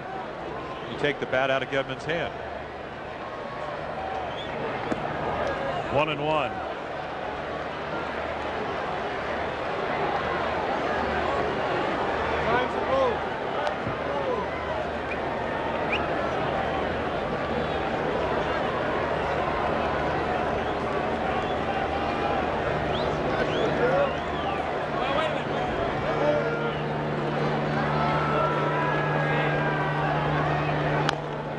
Off speed and the count 1-2. Well, that's the same pitch that was hit for a home run, and after watching Donnie Moore pitch into his part of his third inning, really does not have a good fork ball, doesn't have command of his breaking ball. Looks like he has good velocity. You're sitting on the Boston bench watching him pitch, which is what you do if you're a hitter. You expect that he may not throw very many quality breaking balls over. Toward the middle, through, base hit. Baylor, short turn, holds at second. Pettis bluffs throwing behind him, gets it back in. First and second, Nobody out. The crowd getting on Donnie Moore's case, and that's a crowd reaction anywhere when the closer can't close. Well, they booed him after the home run to Henderson. Ken Devens just hitting the ball back up the middle. Nobody plays there into center field. Now you have Gedman. Homer, double, single, swinging the bat exceptionally well in a bunt situation. If he lays it down in second and third, then Henderson is on deck, and if you walk him, then you get to Romero with one out, which is not where McNamara necessarily wants to be. The other side of that coin is if Romero pops out, strikes out, hits into a fours at home, you have Boggs, and all these things have to be thought about right now. And the Angels have to talk about it defensively. How to play the infield, what happens if you bunt. So DeCinces goes to talk to Schofield. Latchman comes to the mound. They've got Lucas in the bullpen, and the wheels keep spinning. And Finley, I beg your pardon, is in the bullpen. Lucas came in before the other left-hander. Chuck Finley is in the bullpen. I think what Latchman is saying here, too, is he wants to check out Donnie Moore's condition, which is why he goes to Rocky Road to say, I'm only talking to him about how he is. And thus Rowe has just given McNamara the safe sign, and what that means is that is not an official visit to the mound. And that's why Rocky eavesdropped on the conversation to make sure that Latchman was only talking to Moore about his physical condition. That's all. Now Gedman is at the plate, first and second, and nobody out, and the Angel infield has to protect against the bunt, at least the possibility thereof. And he's around a bunt, and he bunts in the air up the line, and it's a fair ball. DeCinces fields and pulls Wilfong off, and everybody's safe. And the Red Sox get a huge break on a bunt in the air that drops, has to be played, and everybody is safe. What happens is the doubt in their minds allows this poor bunt to fall. You're playing in, it could be a double play. Doug knows it's not going to roll foul. Makes an off-balance throw. It's a bad one. Bases loaded. And Wilfong off the bag. Now Henderson comes up, and here he was in the ninth inning. The Angels were a strike away. The crowd. It's been the stopper all year. Certainly is a stopping type of situation. Rob Wilfong, who made the great play, tries to bunt his way on. 0-1. Wilfong pinch hit for Burleson and singled, a little squibber up the middle, and then got the base hit to drive in the tying run in the bottom of the ninth. It's a perfect situation for a power pitcher. He's standing in the sun, the hitter's standing in the shade. 1-1. One of the keys, of course, is just to get the ball over, make your pitches. We'll see Gedman basically sit in the outside part of the plate against the left-handed hitters. Schiraldi tried to hit him. 1-2. We mentioned it on the pregame show, and worth stating again with Schiraldi. Great style and class, and if you watched last night's game, you saw him just shattered in the dugout. But in the clubhouse, talked to all the reporters, and gets Wilfong here. And a lot of people talking about Schiraldi's class act after the game. Deborah Schiraldi as wrung out as everybody else in this throng of 64,223. Throws it right by him. Late swing. Really a chance for redemption. Chance to come back out and do what he tried to do last night. He's pretty thankful just to have the opportunity to be in this position. Schofield now. 0-1.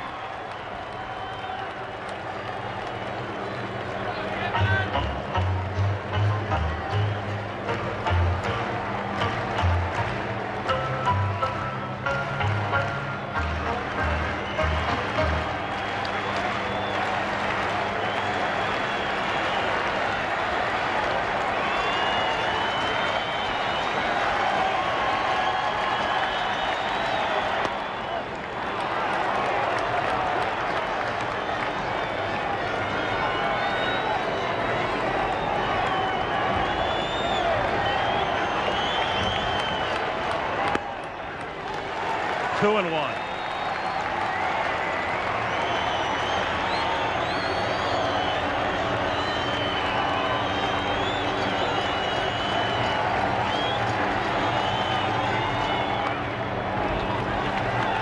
Two and two now.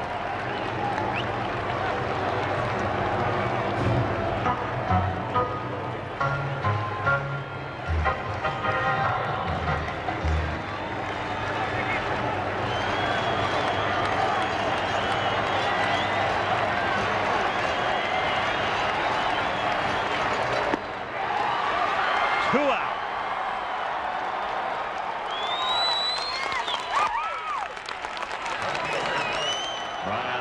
It's again back to the fastball. Hard to see. Right in Rich Glebman's glove. Once again, the Angel hitter just couldn't quite get to it. Time called. Seat cushions coming out to Evans and Wright. Let me go back to last night. It's interesting when talking to Downing, he said Schiraldi's always pitched me that way. Except last night he reversed the way he did it. In other words, starts him out with breaking balls and then goes to the fastball. Last night threw him a fastball right by him and then hit him with what turned out to be, I suppose, will be a very memorable pitch. I don't think we'll see a 1-2 curve today. 1-1.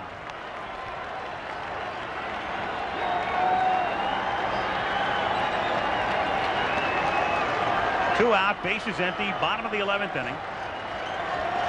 7-6 Boston.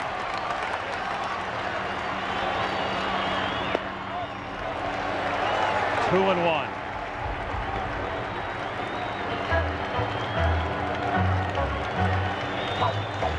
If Downing keeps it going, DeCinces on deck.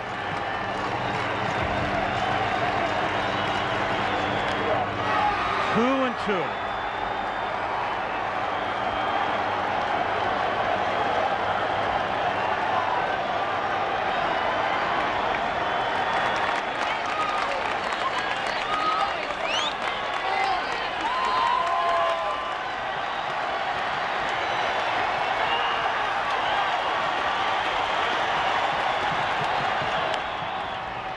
Still 2-2.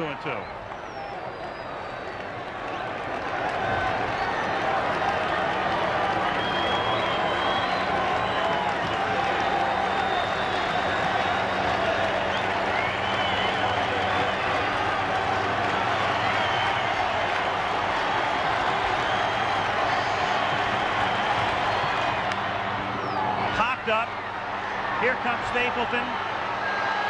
Next plane to Boston.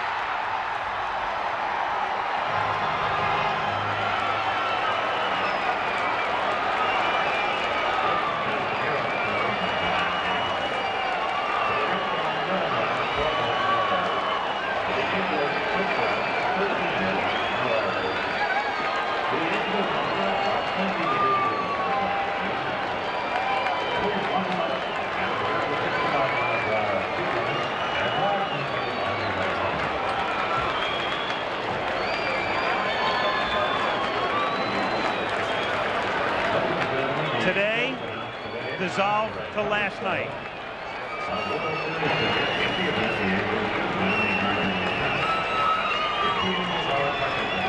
Moments ago.